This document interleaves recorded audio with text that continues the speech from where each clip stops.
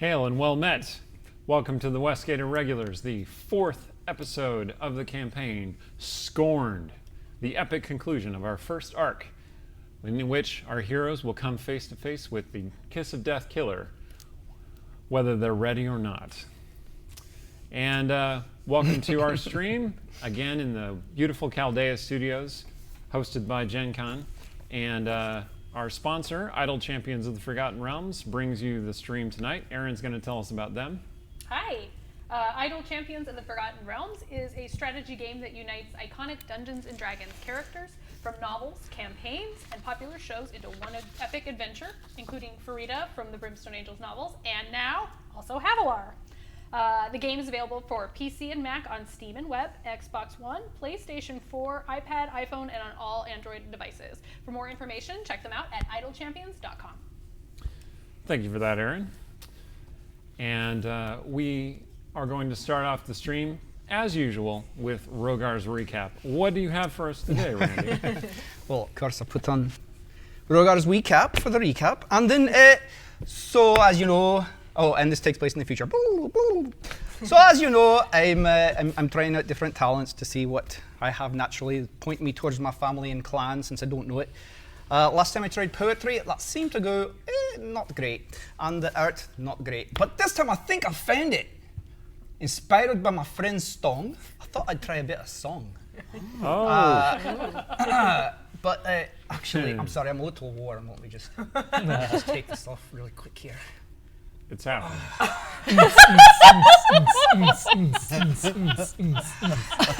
Oh, wow.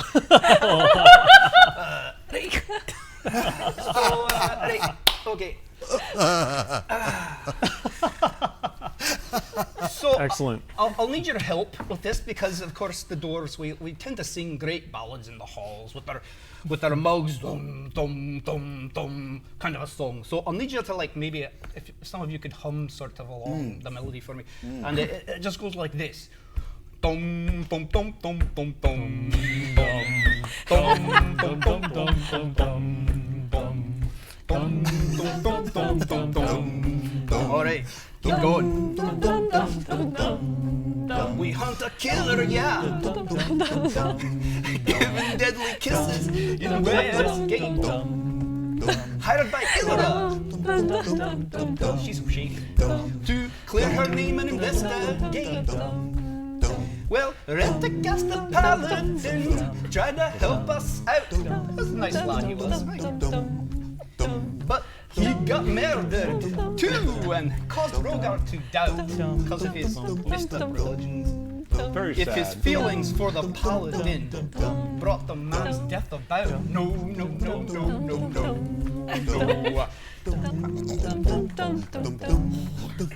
Zetzelaya was told that Lilton left the six-fingered mark on her arm. The fat from her sister she's holding, since Artemisia's loving that sun elf's charm. Aiden was taken away, her necromantic boyfriend, by Eye of Justice Levy. Ten God Caleb played. Hi, I'm Caleb. But the captain, they believed in ya. Well, they barely escaped the Hall of Justice. Did she possibly fly? So weird, she's got wings, but she never seems to fly. And Aiden asked her to suck his life force, but she wouldn't try. No. Practice safe necromancy, folks. Well, we're going still. Keep going.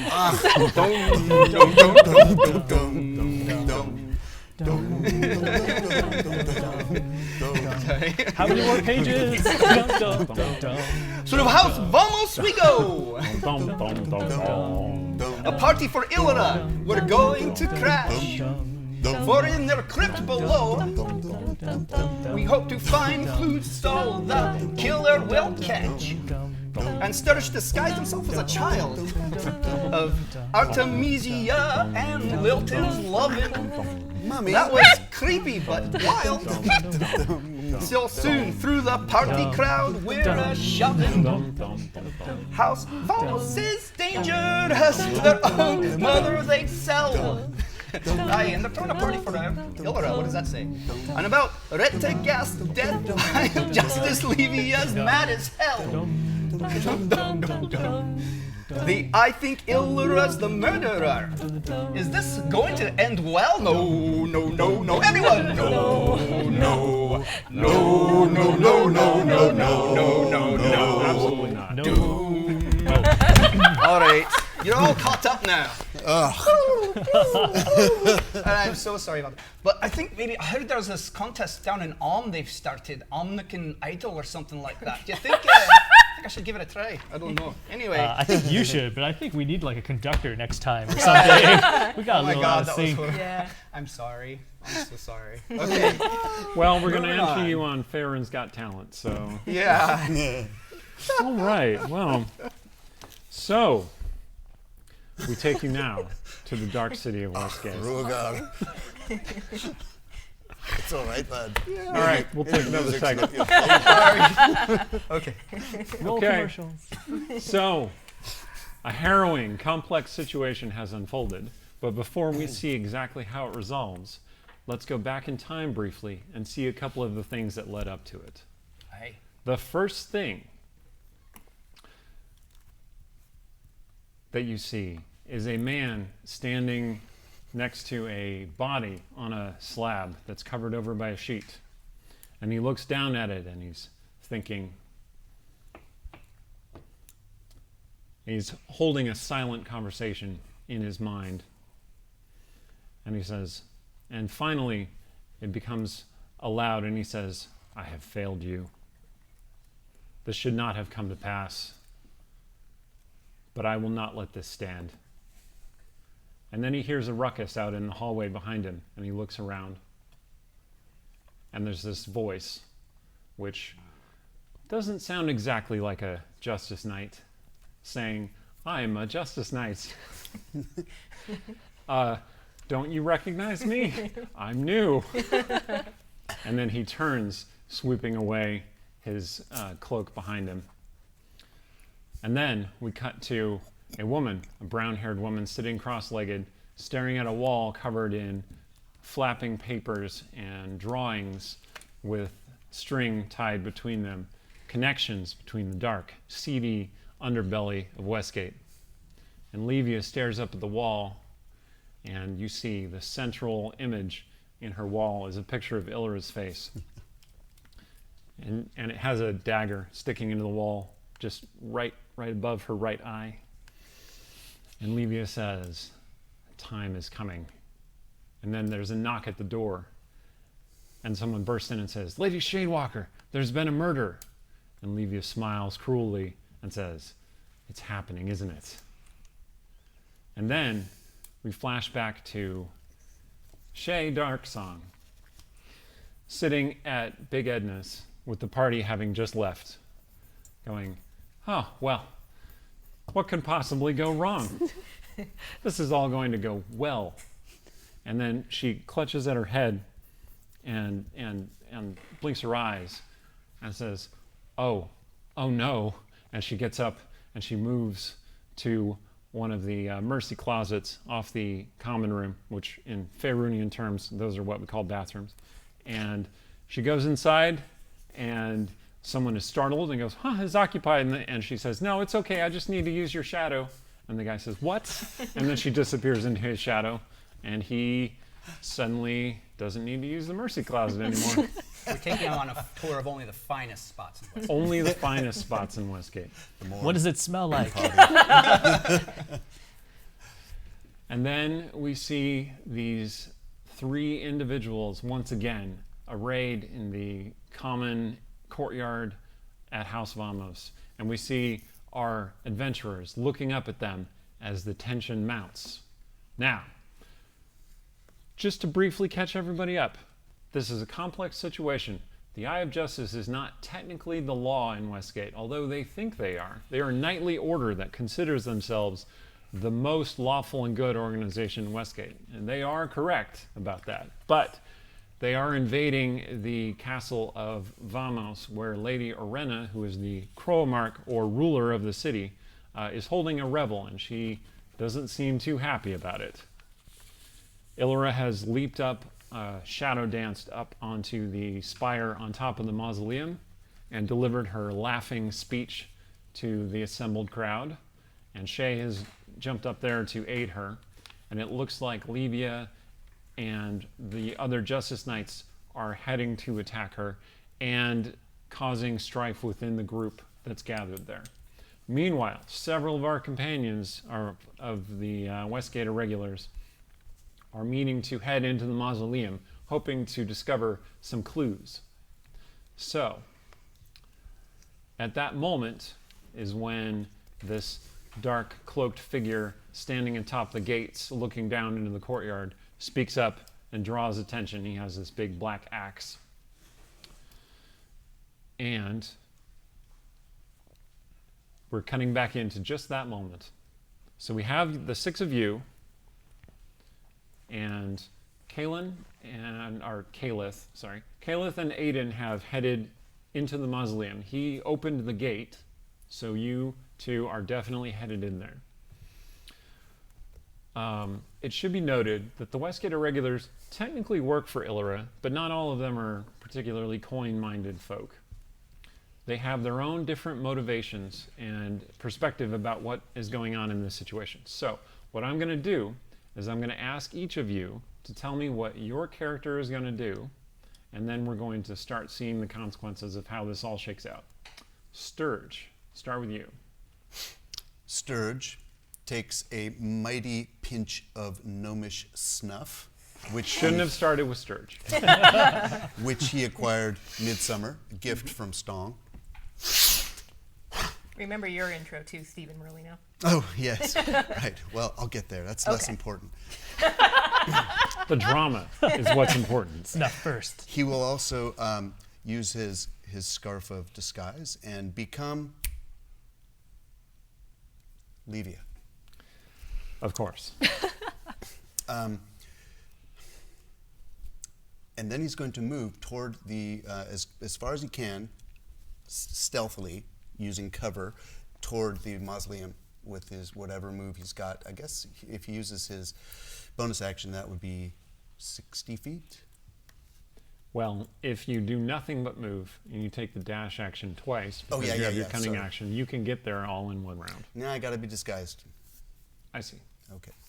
Well then, so it is 60 feet then. Okay? So there are two Levias heading toward the mausoleum. Excellent. Oh, I thought she was already up there. Well, she's headed that way now. We rewound a little bit to before Okay. she actually leaped into How combat. far away is she? She is about 40 or 50 feet from you. Can I speak? Yes. Seize her! She's an imposter! All right. Do Great. you want me to do my performance to see if anybody I think buys you're it? doing a deception check is what you're doing. If anybody is curious about what Sturge's skills are or how good he is at deception, we just put up D&D Beyond. I don't know if you want to Nice. talk a little bit more about it, Eric. I think you should talk about it. All right. Well, I think somewhere over here, I'm going to roughly guess, there should be like a little red button. Oh, this way, being signaled. There's like a little red button. I believe it's like a B. And if you click it, you'll see like a Somewhere. column with our character portraits. And if you click into those portraits, you could find more information about our characters. Back to you, Stephen. 19. 19. Well, several of the Justice Knights do look to be confused and startled, and you are at least sowing discord. Rogar. What is Aye. Rogar going to do? Rogar thinks this looks like a lot of trouble, and he also he's focused. He's worried that about Caliph. He doesn't really trust Aiden, and they're going into a mausoleum with a necromancer. Not good. But Aiden And- is totally trustworthy. Of course he is. Of course he is. And but Wait, no, more he's than not. that, Rogar he's very focused on the idea of going down there and finding this killer, because this killer is antithetical to life. He's an enemy of life. He's using necrotic damage to kill people, and right now he just needs a mission to focus on, right? And the bogglewomps and everything else just are all a mess right now. So this is just a beautifully clear cut mission. Stop someone who is harming life. And so he's going down in the crypt to try and do that, as well as he really wants to know why the killer chose Retagast as a victim. It doesn't make sense to him, because why kill an Eye of Justice? That's just going to bring their attention on you, like even more so, right? So he really wants to figure out the why. He wants to confront the killer. So that's his entire focus. He's going down in the crypt after Caliph and. So Rogar puts down his helmeted head and pushes his way through the crowd of growing terror and confusion with his toward the crypt. mithril mail and just a dwarf head down. Just knocking people's knees aside. Yep. All right. Should do your intro. So Caliph. Oh, Sorry. As Aiden is dragging Caliph, or Caliph is dragging Aiden, or they're dragging each other toward the actual crypt entrance in the mausoleum, you see Rogar gleaming with his armor, heading toward you at a good clip. Dwarves are natural sprinters. So, what are you going to do? Go ahead and tell us a little about yourself, and then tell me what Caliph does. Yes, I'm going to be the awkward first introduction because it's legally required. Hi, I'm Emily Tang. I'm a writer and game designer at Wizards of the Coast. Disclaimer, all thoughts and opinions expressed in the stream are my own and do not represent Wizards of the Coast. And now that that's out of the way, Caliph she's very confused right now. The discovery that Aiden is part of House Vamos has kind of pushed everything else out of her mind. She needs to know what's going on. Like, why is he wearing this crest? But she needs time to process this, and she sees a shiny dwarf coming her way. It's like, might need to table this for another time. So she has the pin, right? Or the crest? Yes. Yeah, you took it off of Aiden before he had the chance to hide it. She's just gonna put that in her pocket for now. She's gonna Excellent. keep it quiet from the rest of the party until she has a chance to process this and figure out what's going on. Okay. Aiden, stammering and trying to explain, fails to explain. We are talking about this later. Okay. Rogar, get in here! Rogar! hey, I'm coming. Rogar bursts into the courtyard of the Slim. mausoleum, and you built up a good clip, a good momentum, and it is too much momentum. And you crash into them, and you all go through the door of the mausoleum down the stairs. Oh. Okay. No. Exactly. All right. All right, Stong, tell us about yourself briefly, and then what Stong is up to in this morass of people. Hi, my name is Yang Yang Wang. So, Stong takes out a pinch of fine gnomish snuff, some of which he gifted his friend Sturge earlier. But really, is there anybody threatening or getting in the way of my friends right now? It depends who you consider to be your friends. The Westgate Irregulars.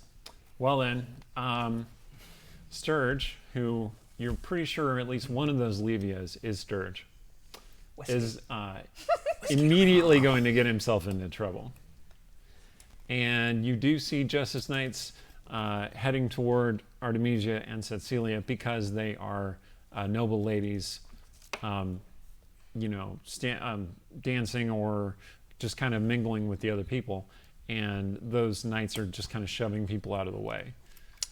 Everything seems like okay so far. He wants to hang back and see which side might need a little more help. So the real question is, how many hors d'oeuvres are near me right now? There is an entire table of hors d'oeuvres right next to you. Within my reach. Within your reach. All right. Dude. So You have been restraining yourself so far for the purposes of propriety. And I can tell you there's many pickled dishes on there as well. He's been waiting for a diversion. You do have Mirabelle, yes? oh yeah. All right. So I'd like to try to take both arms and with one hand take as many hors d'oeuvres as I can and give it to Mirabelle, and the other hand shove it into my mouth. Yes. What would I need to do to make this happen? Athletics check. Athletics. Oh, you're so generous. Yeah. Competitive eating. It's 14. All right, you can lift a lot plus of hors 11. d'oeuvres. You pick up the table, in fact. Excellent. You only meant to pick up a plate, but you missed because you're not really that dexterous. And you pick up the table. And then suddenly, instead of like looking at my friends, is everybody looking at me? A lot of people are now looking at you. Whatever. I continue eating. Okay. All right, Artemisia. Okay. So I'm Rian in Held.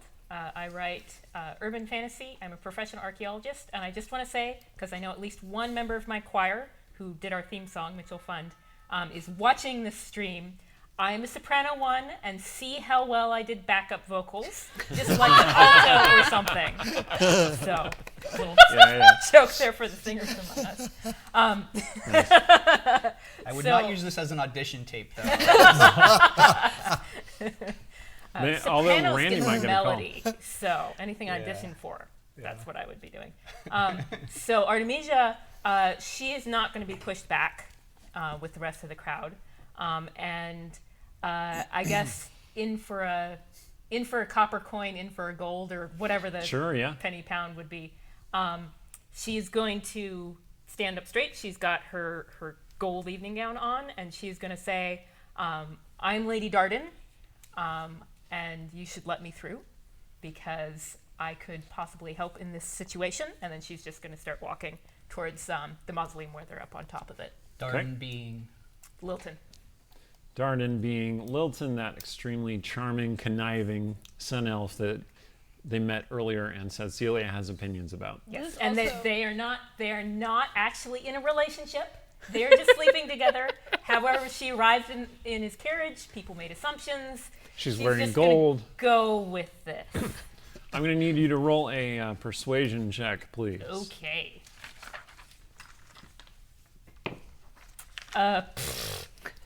Not her best night. That is a 12. Oh. One of the Justice Knights who was kind of shoving people out of the way to get to the mausoleum sees you and says, "Darden." He pulls out his sword and starts heading toward you. Murderous intent in his gaze. Right then. Oh no. All right, Seth Celia. Okay, hi, I am Erin M. Evans. I'm the author of the Brimstone Angels saga. Cecilia is not super comfortable in this crowd. She is starting to feel a little tight in the chest, and actually she completely misses what's happening with Artemisia. She does see Kaelith go in the mausoleum with Aiden, For some who is alone up to no time. good, And Rogar. and Rogar. And while she Chaperone. trusts Rogar to break that up, she's also thinking that mausoleum is not in this crowd. So she's going to head that way. And are there a bunch of people in the way? There are a bunch of people in the She's way. going to Misty step through them. Excellent. Stylish. Because she would like to. She's like, I'm gonna go. She's telling herself like, I'm gonna go solve this crime because there are things I want to work on that involve handprints, and I don't want to get in any of these people's way. This is the right choice, and completely forgets. Like, make sure that Artemisia. She just assumes Artemisia is going to be standing there going, "Oh my." She does not think about the fact that Artemisia is kind of a badass. Yeah. All right, What does it Cecilia. look like when you misty step through people? Is that like... So you kind of just like whoosh into nothing and then appear 30 feet on. Oh, do with they like some get a mist. like a There's like a mist. tingly and You scent kind of of cinnamon? my impression is Minty that you fresh. kind of zoop through like the adjacent plane. So I don't think they feel anything. Okay. But the sight of it may cause you to go, "Whoa." Gotcha. Sort of produces mist, which has this faint reddish tinge to Yeah. it. Is she covered with blood when she emerges on the No, other side? I am not. No. No, I those am are not going to do that. those are more powerful warlock powers. Now, Aaron just demonstrated one special thing that we have, which are these X cards. The way X cards work is that they're very simple. If we do something in the game that doesn't work for you, that you're just gonna freak out about, and you really don't want to have happen, you just hold this card up and we stop. That's how it works. Is a bad term. Real easy. And we're going to take it very seriously. These only work if you take it seriously, right? This is a legit thing. Not just, I don't like this. It's more like, this is really bothering me and we need to stop. Yeah, So like that's how trigger these work. warning. Trigger Yeah, warning type exactly. stuff. Okay. So, Cecilia teleports into the middle of the little grounds of the mausoleum. So there's a fenced area and there's a building inside, and they just tumbled down into the building. Before I go in, I want to specify that Cecilia has this wooden painted mask that is sort of the sign of the Witch Laren, the Witches of Rashomon, and she's going to fully put it on because she wants to scare the crap out of Aiden. What does the mask look like? So the mask, it covers her face entirely. There are eye holes, but that's it. It is made of wood. It is kind of painted with arcane symbols in red, and there is sort of feathers around it. Okay. And it is definitely a Hathorn mask. Bird feathers or like raptor dinosaur feathers? Have you been to Rashomon? No. It's Strong. Rashemi bird feathers. And All you right. can't prove otherwise. And that's a thing. As you were standing As far there, as you Prove know. it's not. Bardic knowledge. as you were standing there in the mausoleum courtyard, you realize that a stone door is starting to grind shut above the stairs. You think you can still get through because you did the Misty Step. Okay. So would you like to do that? Yes. Okay, so you narrowly slip through just before the door shuts. Okay. Okay, so by my count, that means that Cecilia and Rogar and Calith, along with Aiden, are now in the mausoleum. The rest of you are up on the surface doing one thing or another. Okay, so Levia leaps, propelled by magic, onto the top of the mausoleum, where her mace clashes with Shay's sword, and the two of them start fighting. The Justice Knights that were listening to Sturge see that happen, know that that's something Levia can do, and then look at Sturge as Levia expectantly. And one of them says, "Are you one of those infiltrators we had last 10 days?" Or today, one of them says, "Or today," and they pull out their short swords. Two of them have two short swords, and one of them has a great sword. How many of them? Just 3. 3, okay. Quick, turn into a child. Nathaniel Darden appears again. Do we want to do initiative? or- Let's do initiative. Okay. Dun, dun, All right, dun, dun, that's a good dun, plan. dun, dun, dun, dun. Oh, yeah. Drat. There are a lot of Not NPCs, bad. so I'm just going to have the PCs go first. Feeling good. Better rolling platform. That will increase my scores, obviously. Are you sure we should all be going first? Sturge, Yes, 7. 7. Calith, 9.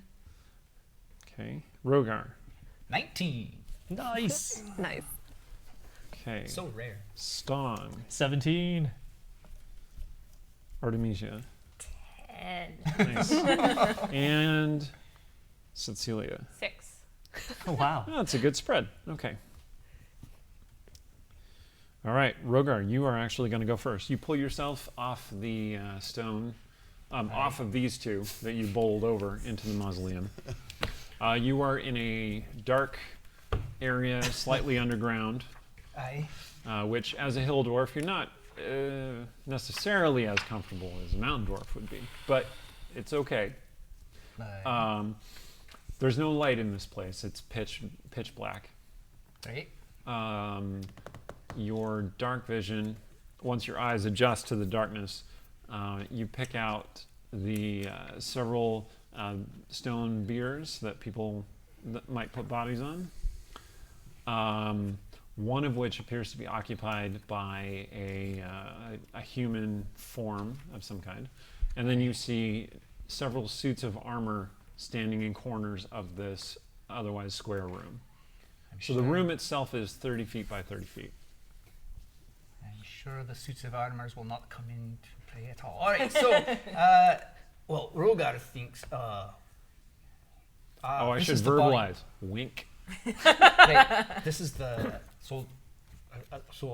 my first thought is this must be the body that we came to investigate. So, So you scramble off. I was like, okay. I was like, we need Aiden to do his little trick and talk to this body again. But quick, before we do, I pull out of my pockets some of the pickled foods I snagged while coming in. Uh-huh. I said, put some of this in your pocket. What's it for? Oh, I think it's, pickle in a pocket and a vampire won't stalk it. I think that's a common saying, right? Aiden says that's not a thing. You don't talk. I've heard Maybe that's a thing. Aye. So just, can never be too safe. Aye. Pickle in the pocket. He tentatively Vampire takes the won't pickle. stalk it. And then, Aiden, if you could kindly, as long as it's not going to end up like last time. Is that you, Rogar? You see Aiden groping around? He's a human, doesn't have dark vision. Right. Humans, buzzkills. I will. What if you just take his hand and guide it to the corpse? And just say, do you need do to your see thing. a corpse to talk to it? Well, usually that helps. Aye. Are you there too, Kayla? No. Oh, okay. I'm nowhere. Right. Well. Well, you do hear footsteps coming down the stairs. Yeah. I was gonna say. I'll turn to the sound of the footsteps. Okay. Stong. So you're up in the party, and you're feasting on hors d'oeuvres, and one of the Justice Knights comes toward you. It's like, hey, you. And Mirabelle goes, in imitation. Are you talking to me or my baby? And the knight says, you look strong. Help us. What do you need, He sir? points to where the Justice Knights are fighting with the Vamos House Guard. And you also the battle up on top of the mausoleum. I look at both of them and I say, oh, I'd rather just be a bystander. Here, have you tried one of these fine pickled herrings? I'm going to need you to make a persuasion check. Persuasion, okay. It's a 9. You, well, you don't throw the herring in his face, which is what you might have done if you really messed that up. He says, pickled herring? He Yes. pulls out his sword, and then he heads back toward the battle. He doesn't attack you. Oh, okay. He's like, these nobles are so weird. And then he heads back into the fight. And Mirabelle goes, So toward the fight. I hand her the pickled herring, and I look towards Artemisia and Sturge again. Do either of them look like they're in dire need? There's a Justice Knight heading toward Artemisia with a drawn greatsword. And there are 3 Justice Knights confronting Levia Sturge. I'm just going to combine the names, German style. Levia Sturge. Levia Sturge. Levia Sturge. So, do I still have an opportunity to make an action? Yes. So, I was holding the table before. Am I still holding the table? In one hand, yeah. Okay. Now, You had to let go of it to offer the herring to the knight. I'd like to throw this table at the 3 soldiers about to approach Sturge. Artemisia, I feel like you've got this. I heard All right. you're a badass, so Make Yeah, a she's about to roast that range guy. strength attack. a please. range strength About attack. to turn the tables. It's a 15. It's a 15. Oof. All right. Highly better than average. Sturge. Yes? Oh Your no. instincts awaken, and you just shift to the side as this huge table comes crashing past, just knocking one of the Justice Knights sprawling. Sturgy sense. Thank you, Stong. Wasn't me. Don't draw attention to me. Artemisia, that knight is still stalking toward you. What do you do? Well, he has not directly attacked me yet. Not yet, You but know he these- looks like he's going to. These urban areas prone to rats, like sleep rats. Oh, Can I borrow one of your? Oh yeah, absolutely. Thank all right. So she's gonna try that first. So that is 15 and 25 hit points that she can affect. All right, you start to cast your spell, and it almost captures him, but not quite. And so he kind of kind of wavers drowsily for a second, and then shakes it off. And he says, "Hey, obviously you're gonna do that demon magic." And he swings the sword at you. Demon magic, eh? Demon But magic. He's still a little bit drowsy and clumsy, and the sword hacks into a table next to you Oh, good. and misses you. Good. I mean, because I'm assuming a 9 misses you. Yes. All right, great. Caliph, you're down in the crypt. Caliph is going to, I guess first she's just gonna stand up and just sort of brush herself off, brush her wings off. Look around. All right. Yeah, you see what I described to Yep. Rogar there.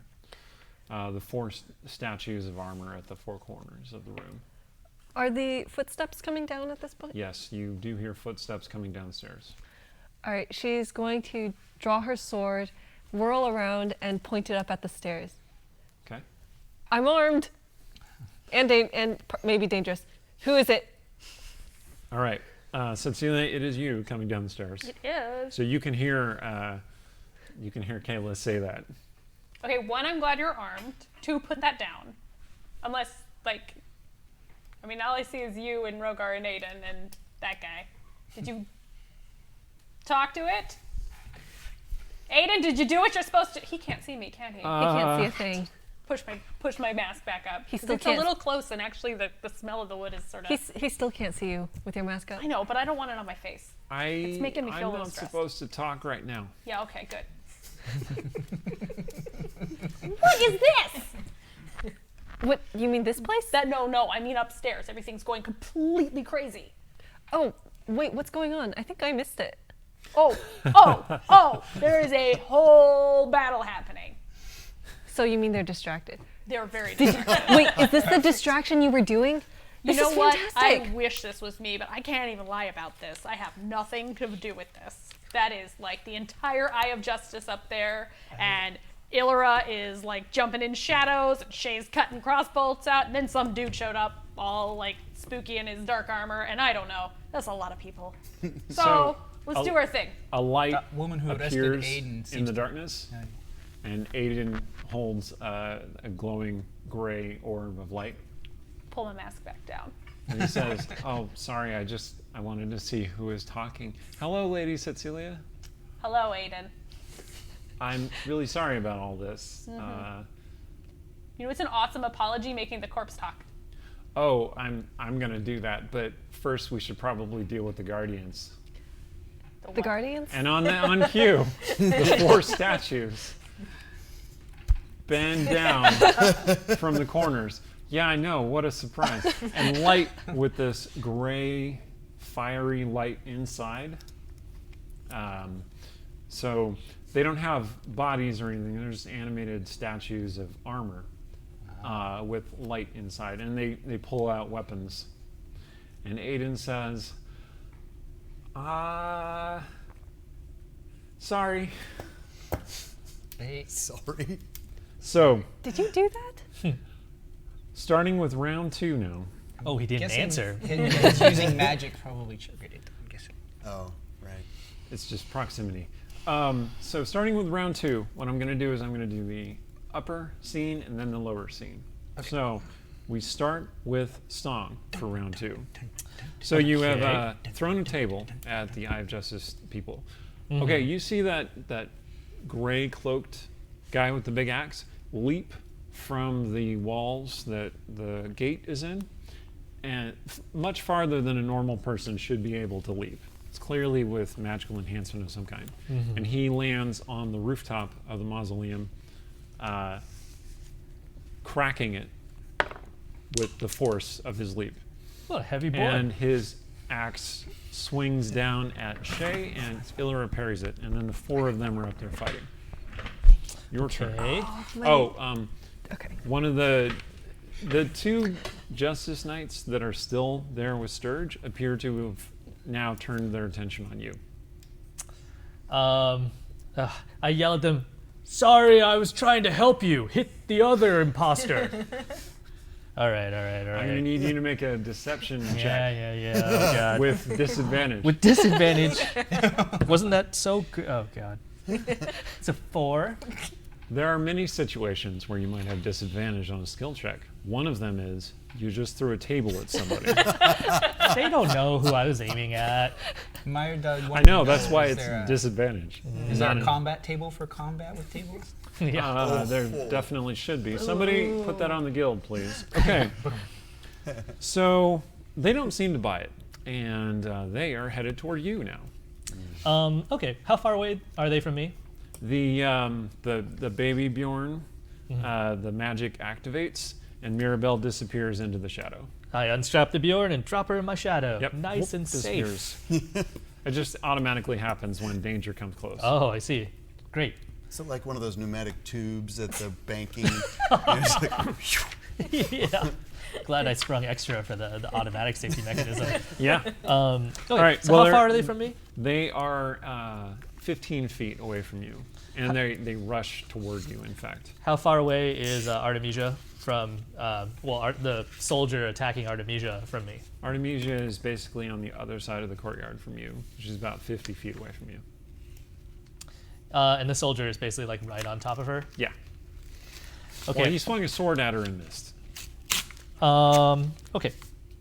So I'm going to use my action to point at that soldier that's attacking her. Yep. And what's he wearing? oh, What's he wearing? They are wearing studded leather armor. So right. Like metal brigandine- studs? Brigandine sort of thing. Like metal studs? It's not considered metallic armor. Fine. Okay, I'm going to cast Heat Metal and aim it at his greatsword. Okay. And So what's the saving throw that he has to do? So he does not get any saving throw. Oh. Any creature in physical contact with the object takes 2d8 fire damage when I cast the spell. And then later on, subsequent bad things happen to him. Okay. I like that spell of yours.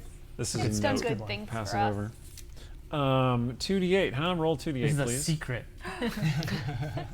2d8, okay. Do I really you wanna know like what that my secret role-playing was. yes, no? I really wanted to. Oh, 14. 14. Okay. Burns his hands real good. It does, Ow, and that's he drops that sword, definitely. Oh. Drops that right onto the ground. And he goes, yes! Ah! And his hands are still smoking. Okay. Okay. I eat an hors d'oeuvre in victory. Artemisia's turn. Okay.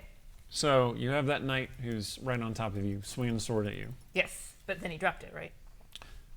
Yes. Okay. Well, he left it stuck in the Okay. table because he had his hands burned off of it. He staggers back. You see that he has two short swords that are crossed at his belt, so he could draw those and attack you with them. Okay. Well, I just partially to remind myself, I have shield, and that's a reaction, Correct. so that may come up. But meanwhile, she's still trying to, be a good citizen, considering she wants to continue to be well respected as a noble in the city. And so she's going next to hold person on All that right. night. And that's a wisdom saving throw, DC 15. Okay, here we go. Ooh. All right, so the knight's hands were burned, and then he staggers back, going, sharp, and then he kind of reaches for you, one hand going for his sword, and then he goes, and freezes right there. this is when you get the Sharpie out. The nobles near you go, give you a little applause. It's been fun. And Good sport. one of the House Vamos guards in black and gray, with a halberd actually, heads over toward you and was about to swing at the knight, and then he kind of just got held there, and so he reverses his halberd and just whack hits the guy in the head and knocks him over. He's still held, so he doesn't like slump collapse. He just right over. Bad day. Okay, Sturge. Yes. So the two Justice Knights that were coming toward you are now heading towards Stong. And how far from Stong are they? They are within 15 feet of him, Okay. as are you. And how far away are we from the central mausoleum? You are about 30 feet from the central mausoleum. From the edge of it. From the edge of the railing around it. Okay. Well, And there's this big fight going on top of it. yes. You hear blades clashing, people shouting. Are the two are Kalen and Levia on the same side as I am, or am I looking? Are they? Well, you know who Levia is. Who else are you asking? I'm sorry, the dark figure with the big black axe. You mean Shadowbane? Shadowbane. Yeah. No, he is on the other side of the mausoleum. Okay, so So they're not right next to each other. right. I couldn't. You see Levia and Shay fighting on the Right. side of the mausoleum. Okay. Close to you. I think what I'll do is I'm going to turn to one of these knights and say, I am Levia. You know I'm bossy, but did you know I'm funny too? I am. People tell me I'm funny. I'll give you a joke. And he's going to cast hideous laughter with this joke. Oh, man. Okay. Did you hear about the orc boy that swallowed wooden horses? Toy horses? The healer says his condition is stable. No. All right. Can I take damage? Like, can I take damage like from that? What's the saving throw? Told you I was funny. 14 is the DC. And it's a wisdom saving throw? It's 13, sorry. Yes. Okay. He's going to have disadvantage because that was really good. Yeah, that's Here what we I'm go. talking about. Actually does make it. He's like, what are you talking about? You're not funny. And then he stabs at you with the sword. Am too. Oh, Dang it. All right. So, well, you successfully drew one of the knights back to attack you. Okay, so wait. Stand-up's a I hard still gig, have my bonus. I still have my bonus I action, guess that's true. Yeah. with which I will disengage Yeah. Okay. and move 30 feet toward the mausoleum. Okay. So you get up to the railing at Yeah. the mausoleum. All right. That Justice Knight, he moves like a thief, like you just did. And he keeps up with you pretty well, actually. What? And you look around like, stirred special. No one could follow this. Oh, no. And then he stabs at you Okay, with his two swords. AC 17. All right. Oh, he hit you both times. Punk. How dare he? Really. hey, don't worry, I am Sturge. offended. Daddy's coming to help you. Which one hurts more? The first hit, because you did not expect it, does 8 points of damage. And the second hit does 6 points of damage. Uncanny dodge. Okay, so you take a total of 10 damage. Thank you. All right. Did you just say Daddy is coming to help? Yeah, I just wanted to make sure I He heard did that. just correctly. say that. I am a father. That is All true. right. Okay. I The thought Justice his Knight- dad was Lilton. The Justice Knight coming for Stawn Little kid. is going to attack him. 14. Yes, so That many does not hit. fathers. Okay, but the 23 does hit. Yeah, okay. So you manage to dodge around one sword, and the other one clips you, and you take 6 points of damage. 'Tis but a flesh wound. The way I consider damage to work in my games is that you're not really actually taking wounds until your hit points get really low, and then you're wavering on the edge of going down. So that one, like, you twitched out of the way and strained yourself a little bit. Okay. So the now groin muscle. we're going to go back to the underground. So you have these 4 statues coming toward you. Dun, dun, dun, dun, dun, Aiden says, dun, dun, dun, "The helmed horrors are proof against a lot of magic, so be really careful. I can never remember which defenses they have." You're a lot of hell, Vader. I didn't make them. This isn't necromancy. Why is it every time Fair enough. you try to help, we get attacked? I don't understand. All right. I'm Bishaba cursed. Bishopagers? She's the Bishaba goddess of Ding Dong? misfortune. Okay, Rogar, your turn. Right. Aiden's giving you this religious discussion. Sure. Right. So, I summon my spirit guardians to surround us. So, Alright. So I present my holy symbol, and I call forth, Sharindlar, send your guardians to protect us. And these dwarven Valkyries with their beards and their braids flowing in the wind, and their mighty hammers spectrally appear, circling us, ready to smash the crap out of anything that dares attack us. Okay. And if they come within 15 feet, it's They start within 15 feet. all right, so it's a wisdom save for them. Wisdom save. Okay. How much here we go. wisdom does a suit of armor have? Not a lot. Oh, good. What's the DC that they have to get? It's 15. Right? Yep. Okay. First one failed. Second one succeeds. Third one definitely fails. And the fourth one succeeds. So you got 2 of them. All right. I mean, they all take damage, just some take more. All right. So it's 13 is the full damage. Okay. And half of that for the. All right.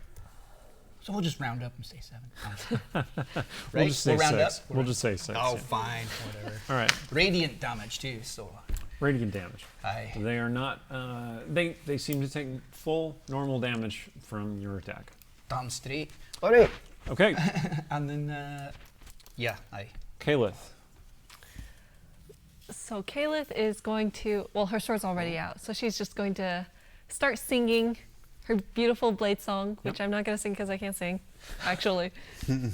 She's going to point her sword at the nearest one, use it to channel a shatter. Awesome. Nice.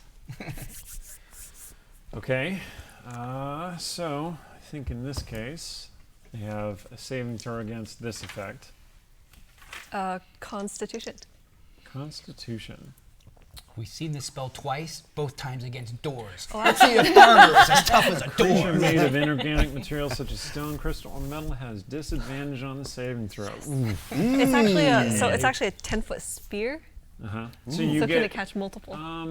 Oh, awesome. They're coming from the different corners, so you can really only get one at a time. Okay. Unless you wait until they get close enough. You can ready your spell for it to go off when that happens. Sure, she'll back away as far as she can. Well, you're kind of backing Out toward the of- middle because Oh. they're coming from all directions. No, she's just going to try and take one out. Yeah. You're just gonna what? She's just going to try and take one out first. Okay, great. All right, so that one's gonna make a save. Oh, he's gonna make the save. Okay. The chat's asking me to sing. You're a blade singer, sing. And So it takes half damage. So go ahead and roll the damage. I don't actually know what a blade song sounds like. So I'm going to have to look that up. I feel like Kalith is playing by like prison rules. Like you find the biggest, meanest in the field and you take them down. So that didn't really was work in this case. 17. 17. So half would be 8. Okay. Cool. Your spell seems to be pretty effective against that thing. And there is nowhere to run. Not really. There's a short Great. stairway that Cecilia came down. Cecilia is still standing at the entrance to that stairway, but it is blocked off. You don't see any light at the top of the stairway. It's about 10 feet. Would Is that not where they came in? yeah, is That that is where they came in. They Okay. fell down those stairs. Gotcha. gonna back up to where Cecilia is? So you're going to back into that little stairway area. Okay. Yep. Great. So Kalith might have been a blasts bad one of idea. the things and then comes running past Cecilia. Cecilia, you were standing there at the base of the stairs. There are 4 creatures coming toward Rogar in the middle, who has lit up the chamber with the dwarven Valkyries. Aye. And Aiden, who is standing next to him too. So this is what Cecilia came down to avoid, but she's here. So even though she's feeling a kind of a familiar creeping sensation up the back of her neck, like she really does not want to be here right now, and the smell of the mask and the fact that she cannot get out of here is reminding her of unpleasant memories from her year away. But so she's going to go right now for, she's got enough focus. She's going to go for the Old Reliable and Eldritch Blast and split it between 2 of them. Okay. All right. She's kind of out of it. So I have 16 and a 15. Those will unfortunately both miss. Okay. She's very shaken. So tough. the Eldritch Blast, what happens is they come at the creatures and then they kind of arc around them as though it's absorbing the magic. This doesn't mean that your Eldritch Blast will never work. This is just how it's missing in this case. and you see that the two that you blasted at, runes appear on their armor that are very familiar to you. Do I Like- know what they say? Well, they're Thayan arcane runes. Oh, goody. Yeah. It's sliding right now. So I don't Yeah. know if you speak or read Thayan languages and script, but you are familiar with the appearance of those runes. Okay. It is Aiden's turn, and Aiden says, necromancers are great in crypts, but not when they're all surrounded by radiant death. And then he uses magic, and these two zombies appear, two skeletons pull themselves out of the ground and grab at two of the helmed figures. But the light immediately starts eroding the bones. Ooh. So you get the sense that they're not going to last very long. But they're restraining two of the armored figures. The light of the spiritual guardians. Correct. Question: do these skeletons look particularly like the ones that he's in a habit of pulling out of his bag? These look very old and withered, like they're old servants or possibly his ancestors. Whoa, he's summoning his ancestors to Well. just get owned by radiant damage? He's in his ancestral crypt. What You a never did cold anything kid. for me He's when you a were alive. The least Vamos. you can do. Oh, man. Oh my god! What a brat. Too slow on the uptake here. I knew he had a Vamos livery on it. Didn't know he was a freaking Vamos. All right, so Potentially, it's not clear yet. Yeah, and one we don't know this of yet. those helmed creatures Good thing you're not down there. comes toward Rogar and is going to lash at him with its sword. Bring it, you bastard. So 14 to hit. Misses. Okay, so his sword clangs off your armor Aye. 2 times. Like it's big and it hurt, but it didn't hurt. It didn't actually damage you. That's just getting it going. The other one who can get toward you is going after Aiden because you two ran out of the way. I bet he's squishy. He manages to duck away from one of the hits, but then the backswing of the longsword catches him. You calling him fat? He's a wizard. He is squishy. Okay, Aiden takes some damage. Got some shit to work out, and they're gonna some stuff to work out. And PG-13. all bags are about to feel- Okay, back up on the surface. So the battle is still unfolding on top of the mausoleum. Illyra's dancing around while Shadowbane is trying to cut her down with this axe. Shay and Levia are locked in combat, and it seems that Levia is maybe more skilled than Shay is, but Shay is very enthusiastic in her defense of Illyra. So we're going to go with Stong first. So there's one Justice Knight coming at you. Okay, so And he's just to standing there, he's recap. got 2 short swords. Okay, recap: one Justice Knight on me, one Justice Knight on my buddy Sturge, Correct. and then one held knight in front of my buddy Artemisia. Yes.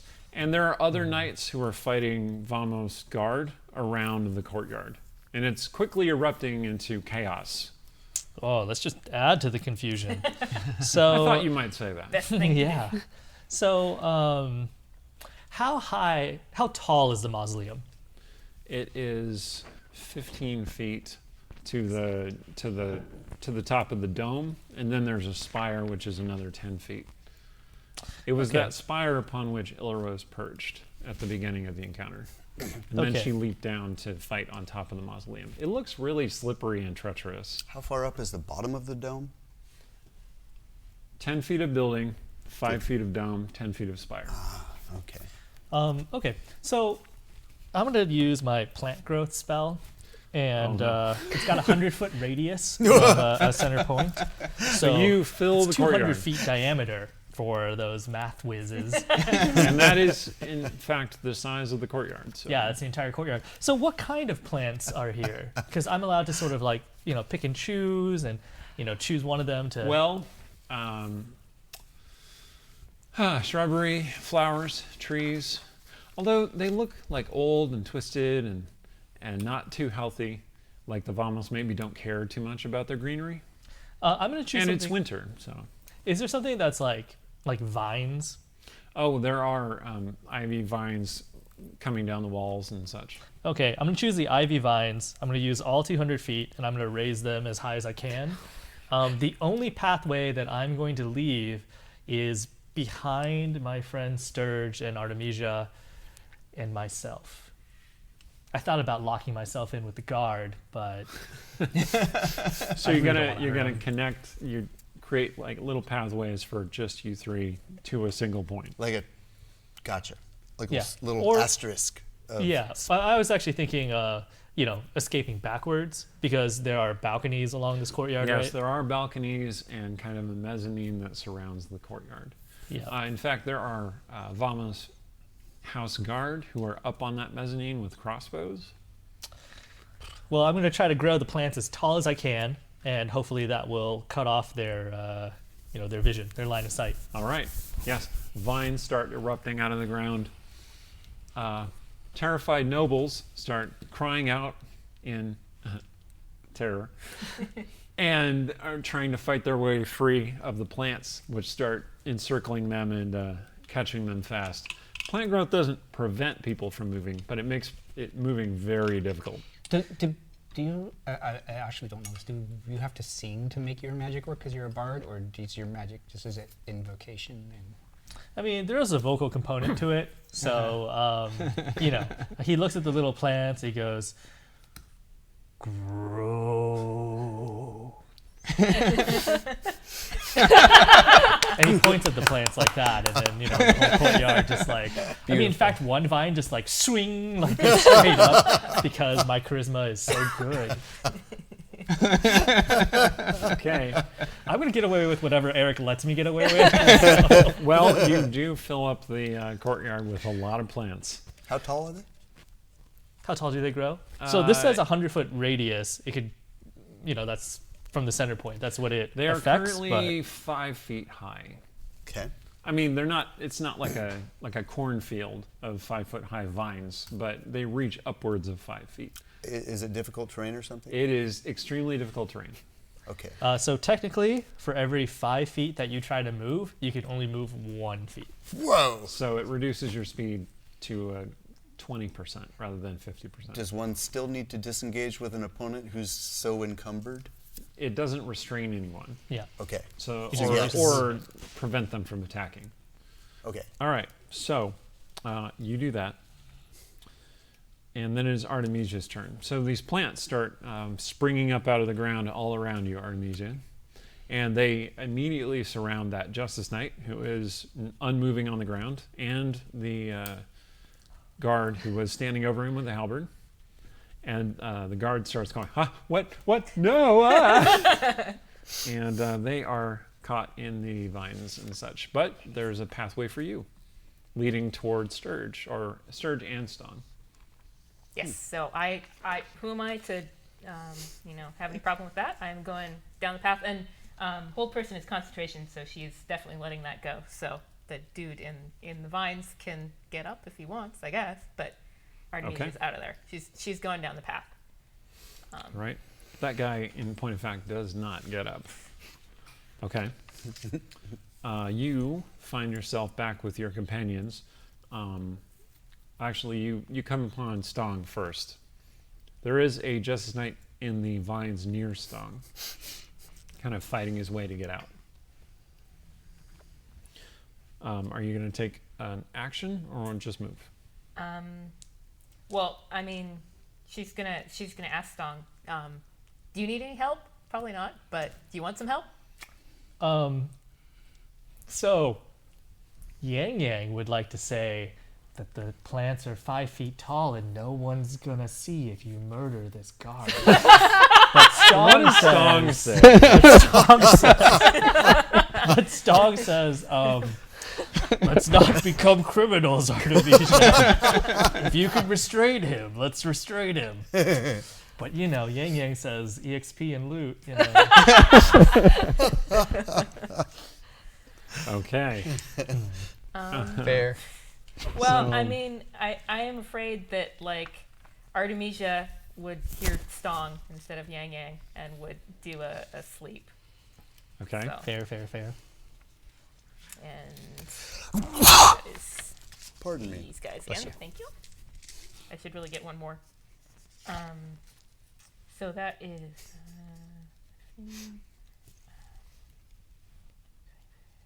28 hit points. Okay.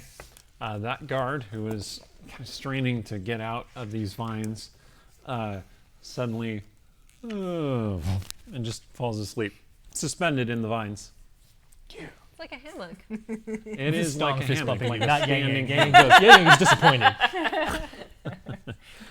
Okay, Sturge. So there's one Justice Knight still standing there next to you. Is he all tangled up? He is. But I still need to disengage if I want to leave him. Yeah. Okay. And I'm 30. I'm really close to the. Yeah, you're standing against the fence. The battle is happening just above you. And so that's 30 feet away. Levy is 30 feet away from me. It's 10 feet into the edge of the building, and then 20 feet up. Is that what I said? Or did I say 15 feet up? You said 15. I said 15 feet up. So it's 10 feet horizontally and 15 feet vertically.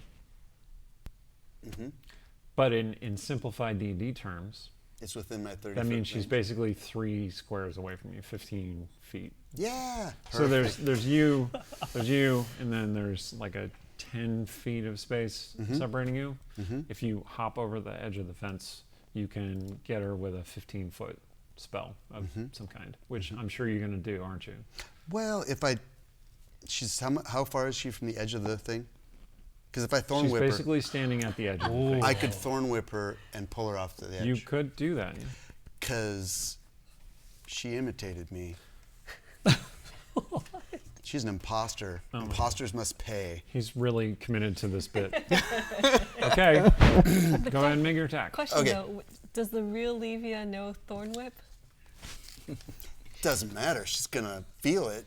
He's not that committed to the bit. Yeah. All right. So I'm gonna do the thorn whip. Grab her boot. Whoops. Wow. That die was sucking anyway. Hurls his die across the table. Grab her boot. Pull her off. All right. Make an attack. All right. Should use the other dice. You know, it probably caresses her ankle. Oh. It is 9. Thorn tickle. All right. That does not hit. Okay. The thorn whip reaches out, slaps at the edge of the ceiling of the roof, but she is just stepping away just when it would have caught her foot. Does it look like she noticed? Yes. Oh, okay. I say, curse you, foul imposter! I'll hit you with a good joke next time.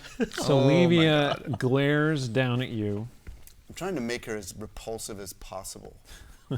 My rendition of her. The reason for this is Sturge actually has a bond, or what is it? An ideal? What are they called in here? Oh, yeah. Like a character ideal? Yeah, Like he really believes and that in is something? he has a deep loathing for bullies, especially small-minded and self-important bullies. So it's almost like he has a compulsion to torment them or humiliate them if possible. So, this round of his torment and humiliation has not panned out, so he is going to disengage and retreat that 30 feet away and let this fellow struggle with the vines. Okay. So you see Levia continuing to glare at you as you are retreating away. And she kind of smiles faintly at you. Uh-oh. Do not like. It is at that moment that your instincts go off again. Let's see. 21 to hit you. Does that hit you? Whoa! Yes, it does. Of Oh, course. okay. You catch the business end of a two-handed mace. Two-handed mace? Yeah, that's right. From where? From behind him. Oh. Oh, from behind me. Yeah, like you're moving away. You're looking over your shoulder, like there she is. I hate that woman. Wham! Yoicks. It didn't hit you that badly though. You're gonna be okay. So it does 11 points of damage to you. That's a lot of damage. Keep cunning, uncanny dodge. Sure. And then Levia appears there next to you. And she says, "Stop imitating me." And swings her mace at you again. Wait, she threw it. Again. No, she's standing next to you. Wait, what? Wielding it. Oh, so it wasn't a throw. She just bamfed next to me. No, and smacked she's me. also still standing on the rooftop. What? Huh? I kind of like the idea of her throwing a mace and then like jumping at you as it's So arcing. and there's two of her, or Catching up. There's two of Yeah. her, yeah. Oh, interesting. She does 8 points no, of there's damage. three of her. There's, yeah, The second three. strike. Okay. Weird. Weird. I say, stop imitating me! The image of herself still on the roof continues fighting as though it were her. And she's still in front of me. Oh, she's still in front of you, and she looks real pissed. Stop hitting yourself. Stop hitting yourself. Stop hitting yourself. For those of you who are mechanically curious, clerics with the trickery domain have this power called invoke duplicity. Is that what it's called? Yeah, that's what she used. She can hit with a melee attack with that? Well, the real her can. Oh, so she bamfed and did the duplicity. Got it, okay. Yeah. Okay. All right. So that's it for up on top. Wait. Okay. The knight who was near Sturge manages to pull himself free of the vines and comes running toward you, and he is going to get an attack on Sturge as well. Those are going to miss though. Unless your AC is 14. Is Nope. it 14? Yeah. Nope. Those missed. Levia says, "You're not leaving this place." You're not leaving this place. The knight says, Levia's not leaving this place? Okay. Which is ironic because her name is Levia. Okay. Back down in the crypt. Caliph. So, the two horrors are still being restrained by the skeletons. The skeletons burn off, but they held the horrors in place for a round. Is it Rogar? Before Kenneth? Oh yeah, Rogar is before Caliph. Sorry. That's okay. I'm sure you Rogar. probably just probably looked right through. That's That's fine. basically, yeah. Dealing with Rogar. it my whole life. So your dwarven maidens Right. have been burning these horrors and the things that Aiden summoned, but not Aiden, which is real nice of you. You know, there was that split second, but no. Right. So but they don't take damage until the start of their turn again. So Right. They did take damage last turn though. Okay. Right. So I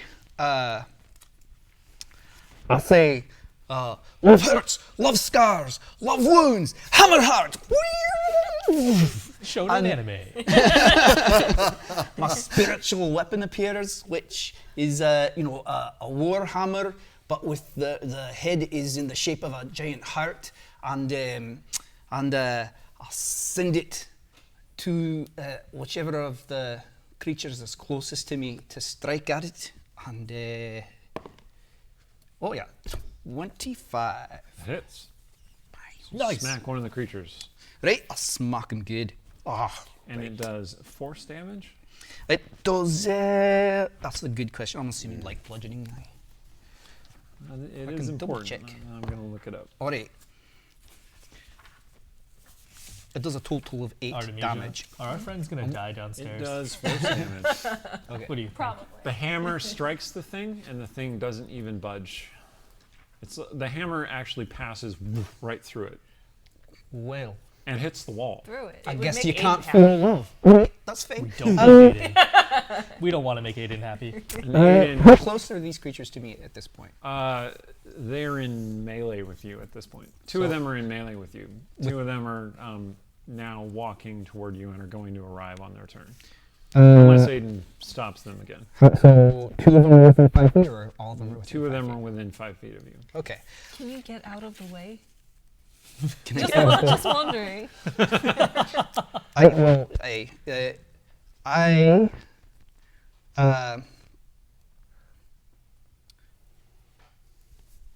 Call them Word of Radiance. Let's see, today's Word of Radiance is, I don't know what. Flugenblocken! And Yeah. Light of Shadowguard radiates out to me. Okay. And they do a Constitution save. Here we go. One of them made it, Well, he's stupid. and the other one made it as well. Oh, They're both what? stupid. And They is have it, intelligence 10. That's not very nice. is it possible Very average. for me to make it to the stairwell, or would I be giving them opportunity You attacks would be and giving them such? opportunity attacks, Uh, which, I mean, they missed you last time. What could go wrong? right, what could go wrong? I want our friends to live. Fine, well, yeah, I'm gonna try and make my way to join my friends in the Okay. stairwell. And They switch. are both going to attack you. Like I said, they're stupid. One of them misses. The other one hits 22, which I'm pretty sure will hit you. Aye, that hits. As long as there's no gelatinous cubes. Yeah, it's Right. our History proves. greatest weakness. It hits And you. our greatest friend. It hits Yeah. you for 14 damage. Oh shoot. Right. So that sword landed very heavily against the back of your armored Dent in my self. shoulder, I roll forward, come back up on my feet, and Tactical roll. that's right. Yep. Okay, and you get to the stairs. All You right. said 11. 14. You said 2. 2 plus 12. Cecilia. So I do have a question. Yes. You said that Thayan runes appeared, and while Cecilia is not at all fluent in Thayan runes, she has obviously fought Thayan people. Yeah, you recognize the style. And I'm wondering, is this something I recognize that would give me information? Because if, for example, these are normal shock troops of the Red Wizards, it seems likely that I've seen that, and I will know something. Make an Arcana check with advantage. Nice. 15. Okay, these are helmed horrors, which you have seen the Red Wizards employ before. What you know about helmed horrors is that they are very resistant to magic, and that each helmed horror is immune to 3 specific spells when created. And you also know that helmed horrors tend to be immune to force magic. Okay. So, like, the spiritual weapon wouldn't do anything to it, Which, which I've you already learned. object lesson. And So- that these are definitely created by Thayan wizards, maybe purchased by House Vamos to be guardians. Makes sense. Okay, so Cecilia, having fought Thayan forces in the Feywild and the Utter East, is having a hard time here because this is real familiar, and like her whole body in this moment is telling her she has to do something right now. And so she's going to step in front of Calith to protect Calith. This is going to make me choke up. And without really thinking this through, she is going to witch bolt the hell out of the one that just attacked Rogar. Okay. So hopefully all of that, me getting choked up, is going to actually have some effect, because otherwise it's going to be a real letdown. Advantage. Yes, you do have advantage. Okay, so that is a 23. That hits. Max Okay. damage. A lot of damage, at least. So that's 28. Like, Whoa. yeah. Okay. Nice. And color? she just makes this kind of inarticulate scream. It's like a bright white, silvery white, the kind of the color of Jiggle Wolf's. Yes, So embrace this Where I it. forget, massive- I don't think in this moment Cecilia is thinking about Jiggle Wolf. She is thinking she has to protect Calith. She has to protect Rogar, and Rogar is too far away to protect, and she doesn't know what to do about that. But she has to hit that helmed horror right now. Massive storm of silver lightning erupts out of you, crashes into one of the creatures, blows it backward, and it shatters against the opposite wall. Woo! You have smited that Does creature. not calm Cecilia down, and all she can smell is the wood, and she's pretty sure she can smell like the bone claws and the undead that they send, and they're not in here, but it is really freaking her out a little bit. Someone is screaming. You think it might be you. You're not really sure. It doesn't matter. Yeah. It does not matter in this moment. So as the lightning kind of courses around your hands, dissipating from the discharge of your spell, you see that it illumines the shadows, and your wolf is standing right next to you, like pointed at the thing, very straight, and like with you. Okay. You are not alone. Okay. The creatures get to go. So you destroyed one of them with this amazing burst of lightning. The one nearest to you heads toward Rogar because he is kind of, all right. First Aiden goes. Aiden conjures more undead creatures, like skeletal hands come out of the walls and floor to hold back these things. And he goes like this. Uh-oh. Where's my brooch? And then he scampers back toward the group by the stairs. And the one that is closest can't do a reaction to attack him, so he was able to get past. And that one comes toward Rogar. So it is going to swing at Rogar again. And did they take damage from the spirit guardians at the start of their turn? Oh, yes. I am continuing to mark that. Okay. Okay. All right. He's going to swing his sword in his two hands. I say he, but it's really a statue of armor. So they are going to swing their sword at you, their two hands. Okay, and he's going to hit you one time. Sword comes arcing around, bounces off your armor, and then on the backswing catches you in a soft spot on your arm. It does. Sorry, I rolled the wrong die. Have you seen Rogar's guns? There's no sauce. It does 10 points of damage to you. 10 points. 10 points of damage. Oh, Rogar, don't die. We No can't soft spots. Ow! we can't afford new character art. Stay alive. Oh, No metagaming. All right. wow, I didn't know you cared. Okay.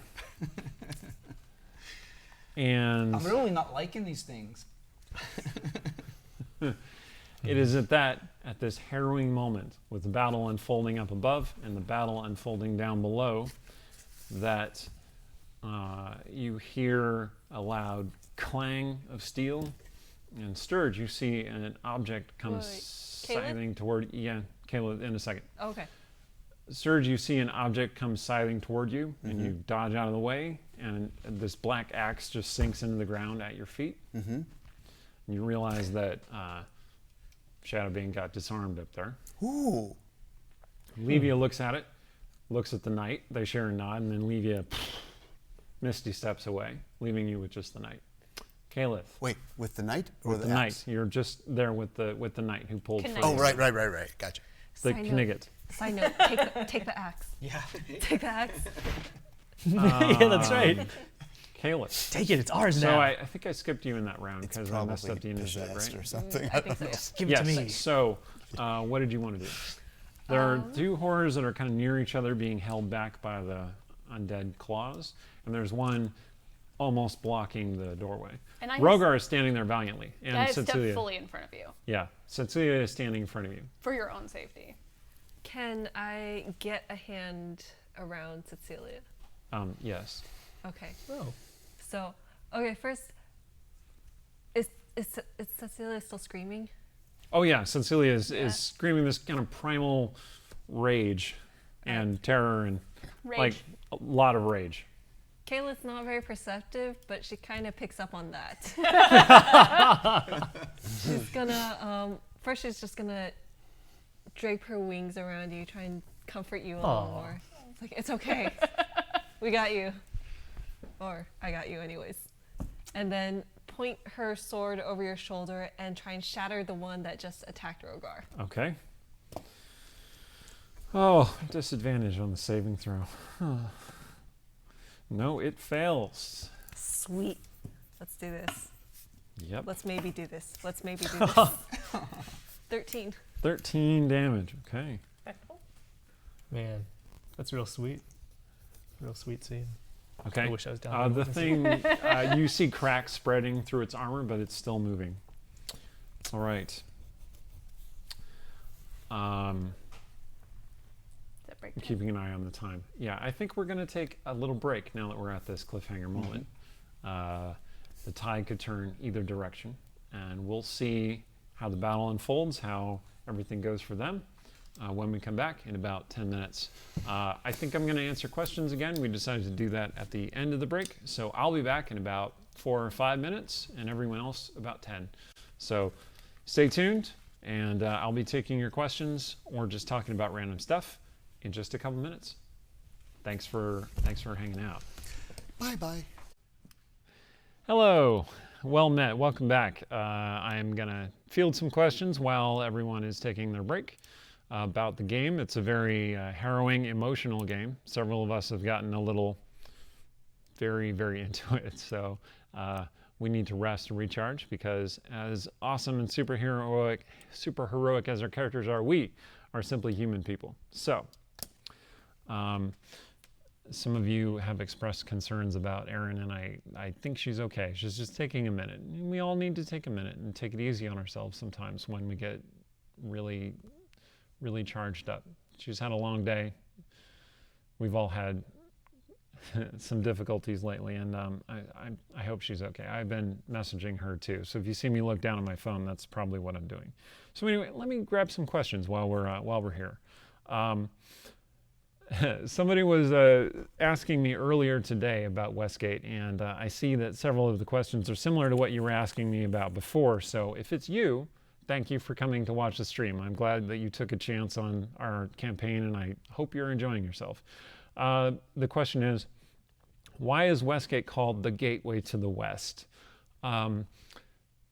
It's thematic. When Ed Greenwood first built the realms, there was this large stretch of area kind of to the west of all of the stuff that was going on, to the west of Cormyr and Sembia and the Moonsea and the Dale Lands. And that area was the savage frontier. So the Gateway to the West is kind of moving from the civilized area of the realms, a central part of Faerun, to that more frontier-like area. That's how I think of it. The nickname originally came to the city based on its prominence as a port city on the Sea of Fallen Stars. It's the farthest west major port city that you'll find on the inner sea. So that's why it's called that.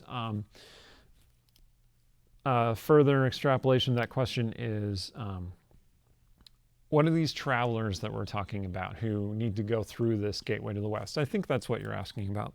And the thing is, the economics of the Forgotten Realms necessitate caravans and travel all over the place at all times.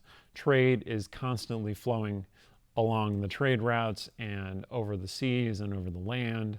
And Westgate is a major trading outpost, and that is part of why it is so powerful economically as it is. All right, next question. How do you plan to level up XP or milestone? Well, if you have seen me online, I can never not talk about how you should use milestones in your game. XP is this granular, arbitrary, difficult bookkeeping process that I moved beyond that several years ago, and basically all my games are milestones.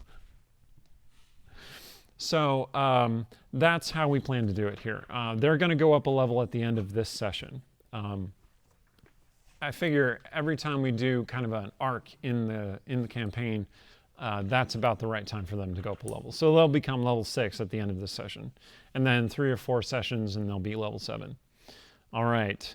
Where, how, when can I get that sweet Jiggle Jiggle Bounce shirt? Well, Randy's not in the room anymore. Randy did that all himself, and so he should get full credit for that. I don't know exactly where he got that or how you can get that, but he's going to come model it in just a second. So I don't know what he's doing behind my head. I trust Randy, though. He's jiggle bouncing. He's jiggle bouncing. So yeah, we have discussed merch, and Randy is always pushing us forward on that front. So stay tuned to our website. Keep watching the stream. The more people are interested in this, the sooner it comes. I mean, just people talked about it last time, and Randy's got the shirt this time. So think of that progress that we're all making.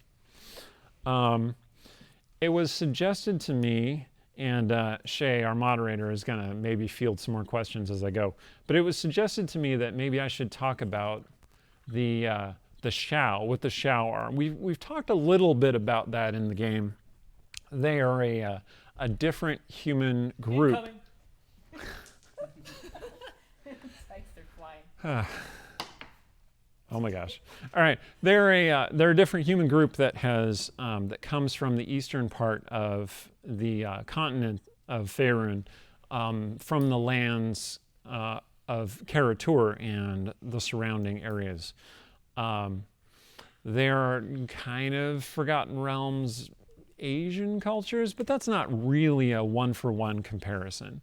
Ed Greenwood did not create the setting to be a one-to-one comparison to our world. What's significant about the Shao is that they are different from the people of the Dragon Coast, and when they settled there, it has led to a certain amount of ethnic tension in the region.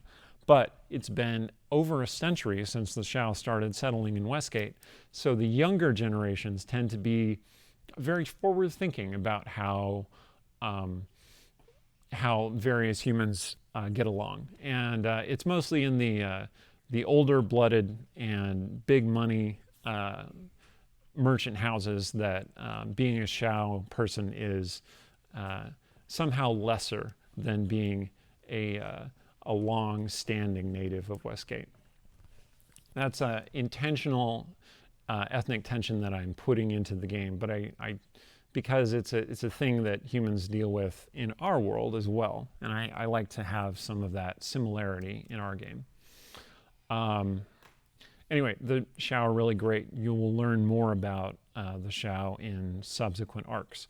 This arc has mostly been about meeting these characters, seeing how they act under difficult circumstances, and seeing them rise to the occasion, and occasionally blast animated suits of armor to death with a massive lightning, which was amazing.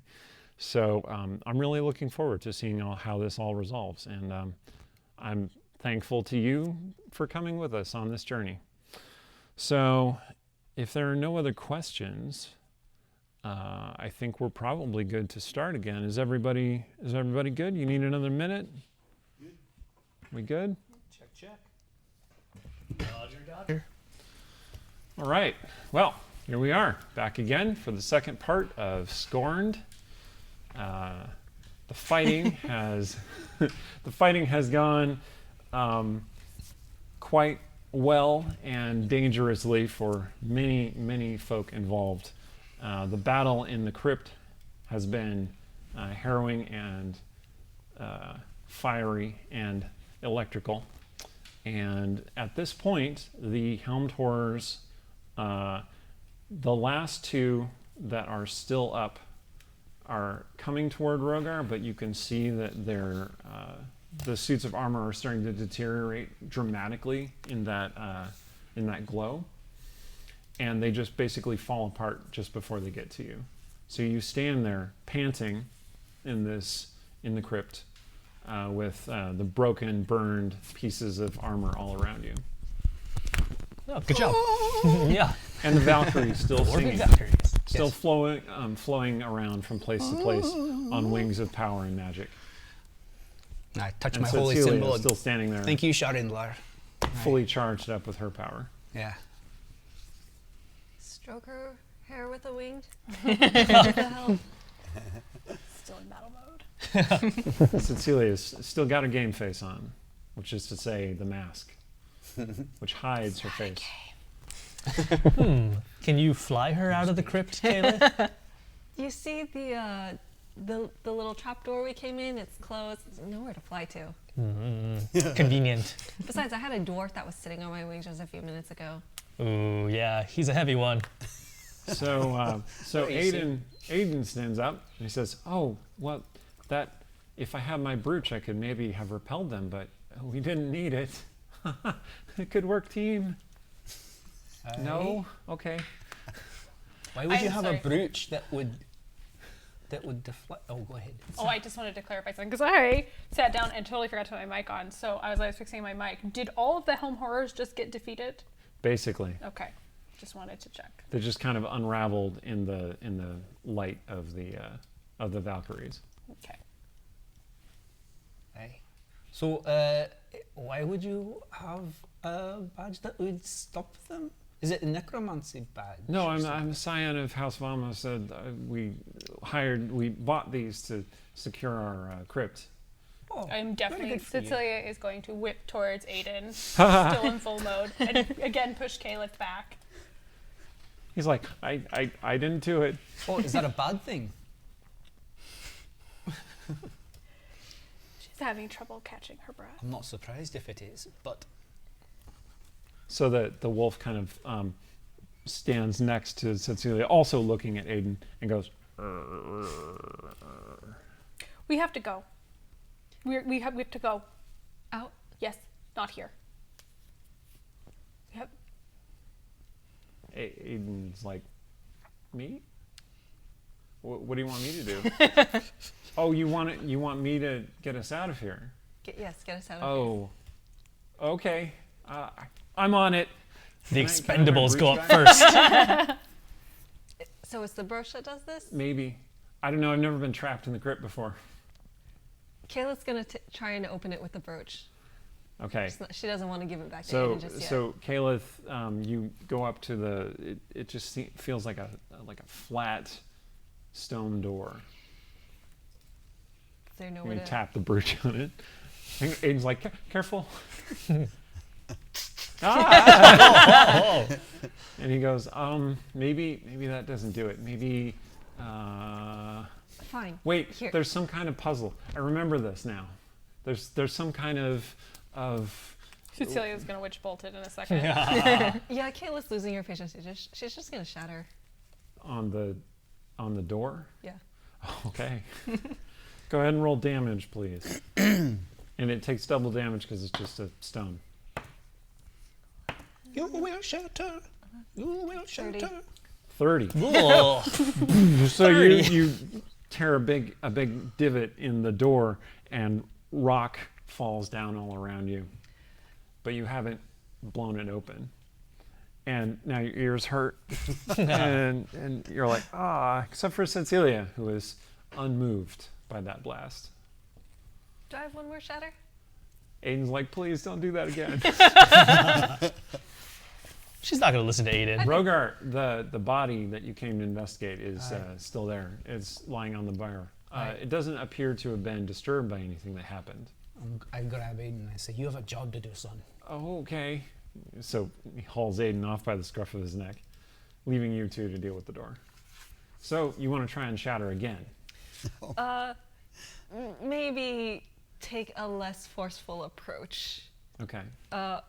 She's going to look if there's anywhere where she's supposed to put the brooch or activate some sort of mechanism.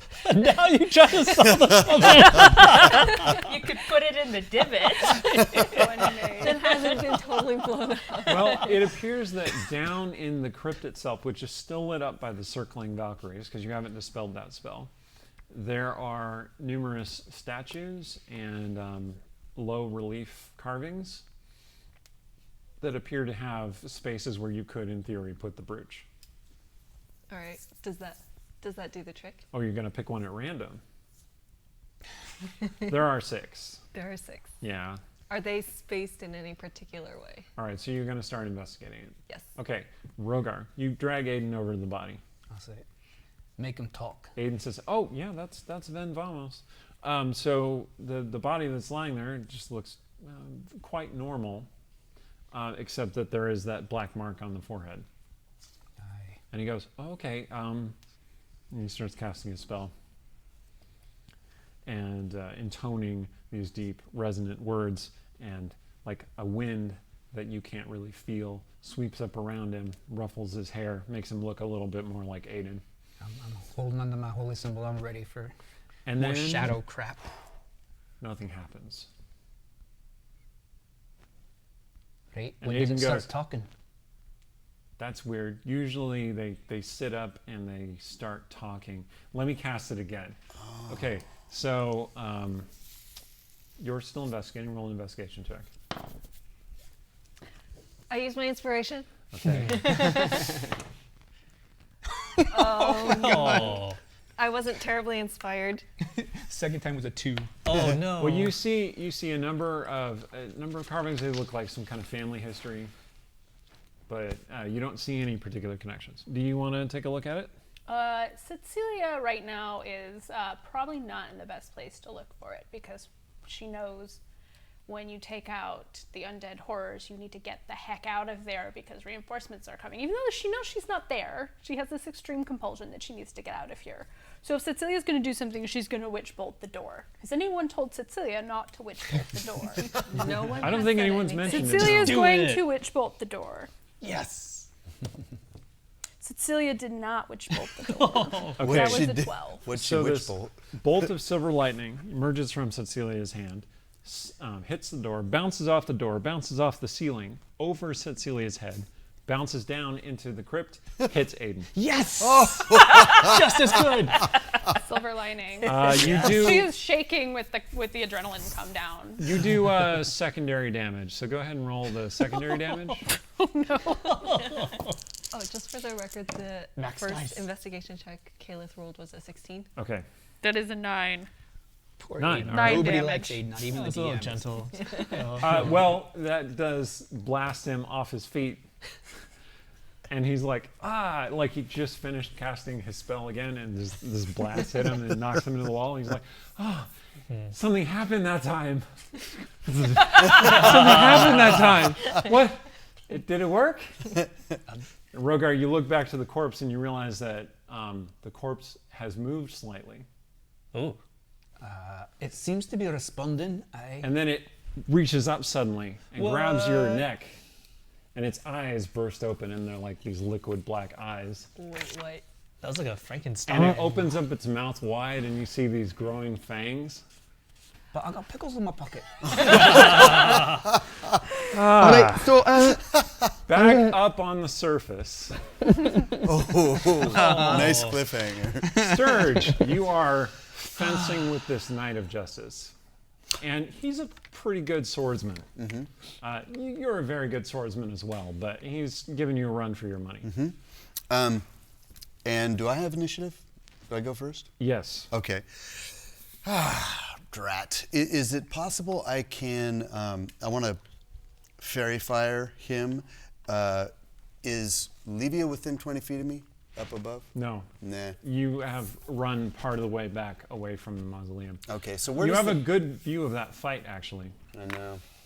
And you see that, and I'll just describe this. You see that Kaelin, who was without an axe, is now dodging around the sword strikes. And you think, clearly he's about to lose. When he puts up his hand and a blazing silver fire sword appears in it, it looks identical to the sword that Redagast was carrying, except that the fire is kind of silvery rather than white. It's not like a short sword. It's a bastard sword. Okay. And he swings that around, and Ilra leaps backward off balance and appears to fall off the mausoleum on the other side. What do you do? All right. Are they within 60 feet of me? Yeah. Shadowbane and Livia. Yeah, the mausoleum is within 60 feet of you. And is Shay on the far side of them, like retreating?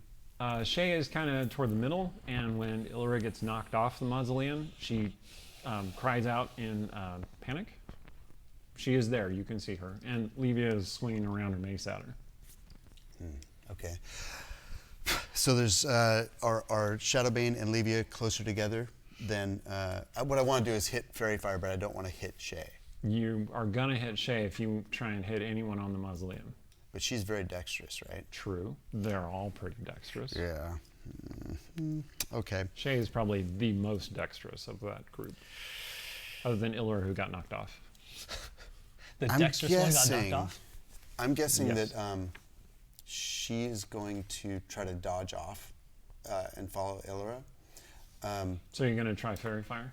I want to kind of wait for her to So you get a ready in action for when Shay is not in the range of the fairy fire. Yes. Okay. Okay. So now, but I also need to deal with this dude. Meanwhile, you're trying to dodge this guy attacking you. I'll go in defensive mode.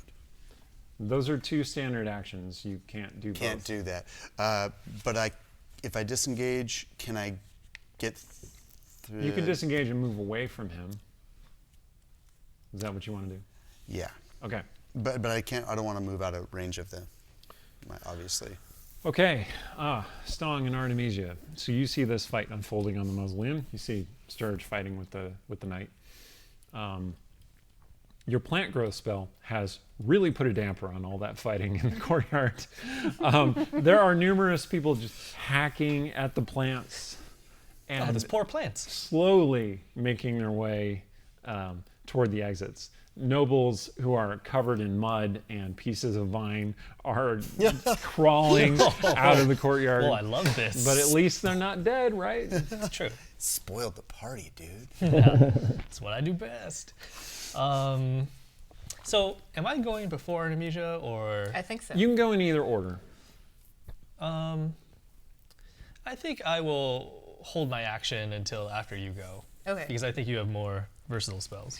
Now, Sturge still looks like Levia, right? Yeah. Okay. Artemisia has Levia been... fighting with a rapier, which is a little weird. Okay. Artemisia has Will been, we know that though? yeah, distracted enough. She's going to ask Stong. Which one is Sturge? Or wherever the other one is, she'll point to her. I'm going to try to use my wonderful insight to figure out which one's one of Awesome. my best friends. Awesome. That's a 3. No idea. I rolled a 1. In fact, you are pretty sure they are both Sturge. Yeah, according to my mathematical calculations, both of their noses seem to be exactly the same length. So I'm not sure which one's our friend Sturge. We're just gonna have to take out both of them just to be safe. Fair enough. That seems like good logic. Oh, man. You want me to roll percentage to see which one you target first? Because I will. I mean, I'm assuming we're like sleeping them or something, not like killing them. Well, I Part of me mean, is just like lightning bolt, lightning bolt. well, she's reaching the point of like using her heavier hitter spells. So we have dude she doesn't know fighting one of Levia's, right? And then There's a foot soldier knight fighting one of the Levios. oh, okay, And then there's the battle going on top of the mausoleum. okay. Oh, So she's probably going to spend her spells up on top of the mausoleum. Okay? a little clearer, yeah. Yeah. So So who is Illyra currently? you don't see Illyra. She's fallen off the other side of the mausoleum. Okay, is Shay still up there? Yes? Okay, who's Shay? Levia. Currently. Levia is attacking Shay. Okay, The so two-handed mace Levia, not the rapier Levia. Right.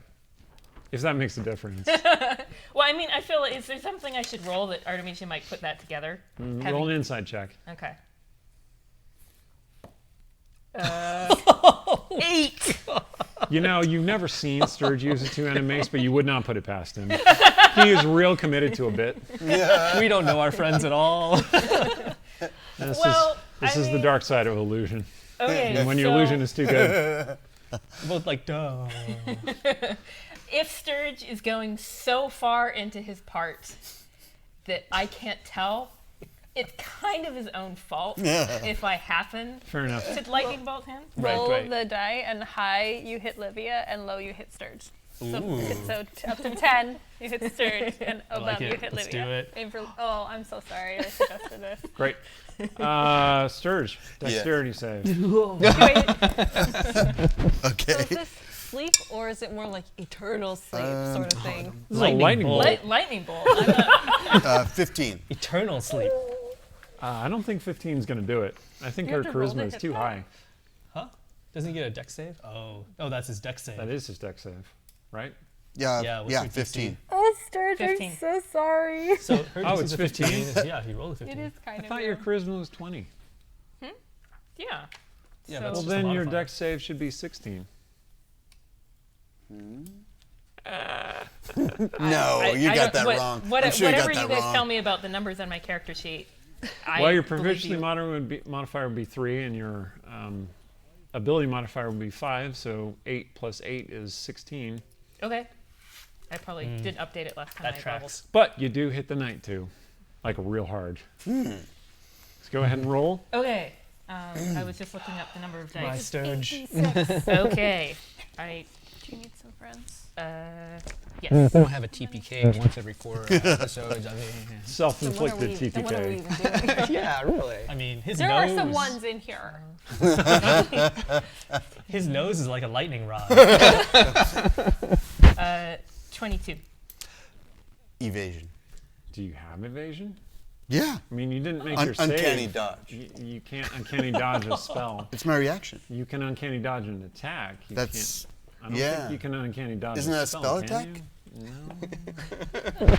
I, you're gonna I'm make me look pretty this up, sure. are you? Pretty Alright. sure I can. Well, your That's lightning bolt. blurry. Your lightning bolt blasts the knight. The knight goes flying into the vines that he just escaped, and does not rise again. Sturge. Do we smell cooking meat? Uncanny dodge. When an attacker you can see hits you with an attack, you can use your reaction to have the attack's damage against you. Lightning bolt's not technically an attack. It's just a spell. So you take 22 lightning damage. Do we Yeah. smell cooking meat? That's pretty much gonna knock him out. All right, Sturge goes down. Artemis is sorry. Our art budget. Are you actually down, or are you just really hurt? No, that's like negative. Okay, Sturge goes down. Oh, our friend. PG-13 film goes up. His spell does end at that point, and you see the smoking, shuddering Sturge on the ground. This is gonna change your relationship forever. It might. It On might. the plus Okay. side, I mean, I now don't you get know hit by the one on the smoke roof is good to attack. True. No Yeah, holding that's back. true. Levia, the real Levia, slams her mace into Shay's middle, and Shay vibrates and goes sailing off the roof. Okay. Is it my turn after that?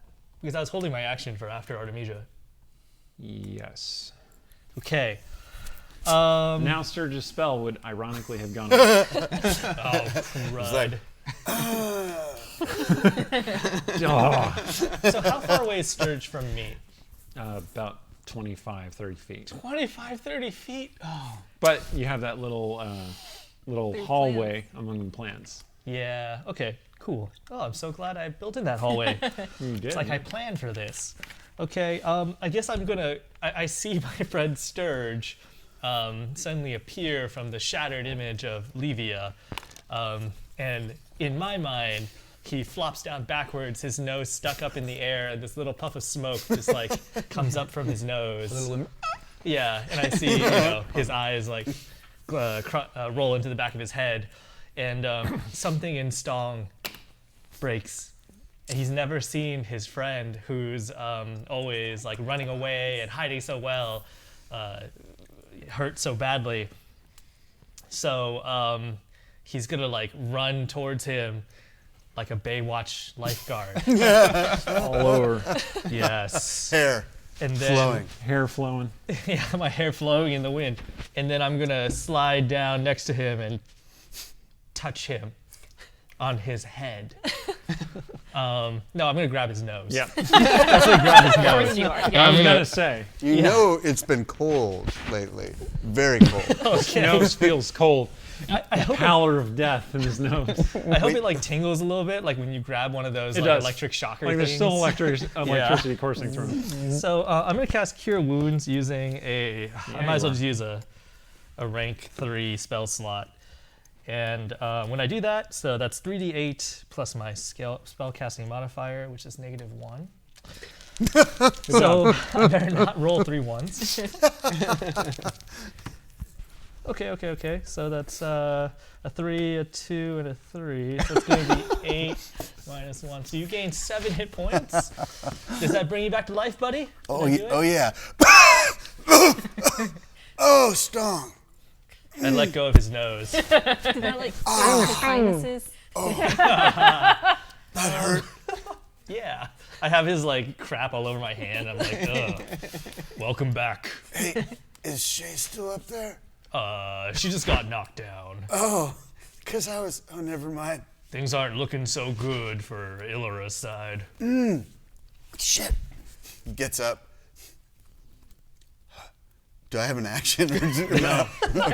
Sorry. In fact, I was gonna since take you that had for as far as I readied the could. spell, you cast the spell, and then you're waiting to finish the spell, and then you got knocked unconscious, so you will have fizzled that spell. Like, lost the spell slot. Right. Okay.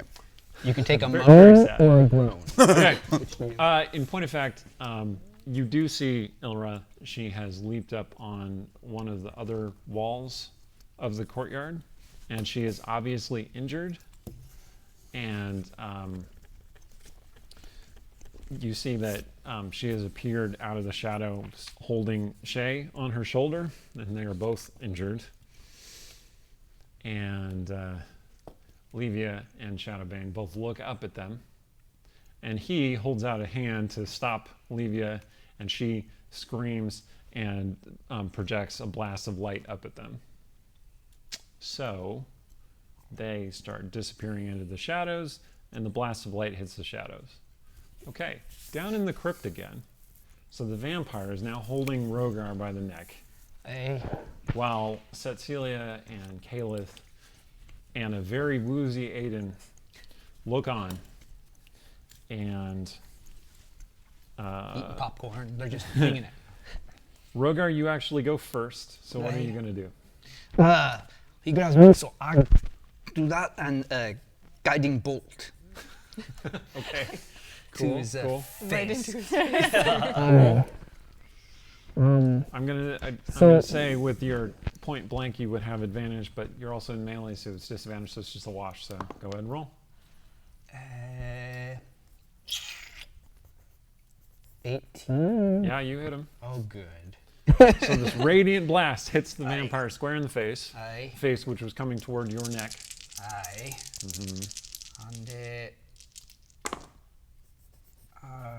16 points. His eyes Yeah. shoots out of his eyes and his mouth. As I feel the light of Sharinda, you bastard. In my notes, this is VVV for Vampire Ven Vamos. Excellent. All right. Yeah, you blast him, and he goes, ah! He will consume you. He will consume you all. Oh, he's trying to warn us. He's a friendly vampire. Caleb's turn. Aiden, was he always like this? No. Are you sure? Yes. You don't seem like you were close with your family. My head really hurts right now. It's not an answer. And then Kalen throws up and passes out. You mean Aiden? Aiden, yeah. Oh, yeah. Sorry, Aiden. Aiden. Too many ends. Too many ends. Okay. Aiden, get out of this fight. Okay. What do you do? How hurt does the vampire look? Somewhat. Burned. His face is on fire. Radiant, divine fire. Burned. Is there a way to hit the vampire but not Rogar? With It depends what kind of spell you cast. just a simple cone Burning of hands? flames. Yeah. No. Magic missile, yes. Burning hands, no. Caliph, not no magic missile. Ah, I see. Well, she uses Burning her sword, hand. though. It's more targeted, right? Burning hands, it is, huh? Well, let's try this. How about Caliph? Are they within 10 feet? Yes. Or so? Caliph's gonna try and lightning lure. Okay, And then sure. pull it towards her. Make an attack. Or, well, go ahead and roll. Lightning lure. Lightning lure. Oh my gosh. Lightning crashes. So she swings around her sword, producing this kind of whip of lightning, and then tries to wrap it around the vampire. So that is a strength save. Oh, it's a strength saving throw from the vampire. Yep. Okay. Unfortunately, he did succeed. I think you have to roll to hit him, though, and then he has the save if you hit him. Right. Okay. I seem to recall. I don't know. That is. Oh, yeah. That's a natural 20. Wow. All right. Nice. So you hit him. Kill the friendly vampire. You do double damage with your lightning lure. That is. It's gonna try and pull it 10 feet towards me. Okay. Well, he resists your pull, but you do damage to him with the spell. 2. You get to roll it twice because you rolled a crit. 9. 9. Awesome. Okay. Is he still like lassoed a little? Yes, in any way? the lightning lure is still kind of lassoed onto him, but he's too strong. He's holding onto Rogar. Rogar's pretty heavy in all that armor. Is it like wrapped around his neck? It's wrapped around one of his legs. Oh, okay. Well, you did roll a crit. It's wrapped around his neck. All right, I'm holding it back from Rogar's neck. He's choking, but he doesn't breathe, so. Cecilia. Cecilia hears this ruckus and turns around and sees the vampire, and that cannot stand. This is also a thing that has to be dealt with right this second. No. And she's unfortunately fortunately for everybody, probably. She's out of its fault. But she is going to go ahead and use Chill Touch. Oh, okay. And not Oh, roll good great. call. Sorry. That's 13. Okay. That will hit the vampire Handy. Okay. in this sorry. case. Yeah. Sorry, this is the one that I have that uses D8. So. Rogar wants to I shout got a something, pile but of them I if don't you need know more. when he can have the opportunity So that to do so. it is 6, and because he is undead, he is undead, correct? Yep. He has Very much so. disadvantage on attack rolls against me until the end of my next turn. Okay. Yeah. So he's just kind of like startled and put off and scared a little bit, in a way that only undead can be. Okay. Her hands are cold. As this fight is going on, the shadows part and Shay appears in the crypt, bleeding from the mouth and nose, and obviously very, very hurt. And she goes, "Oh," and leans heavily against one of the beers. I was hoping for help. Sit there with Aiden real quick. Let us take care of this. Okay. And she kind of slumps down next to Aiden. Real quick, before anything else, Caleb is going to shout at the vampires, like, "Who's going to devour us?" Oh. Well, that might have been a mistake. So you whip your whip away, freeing up his voice. Charades.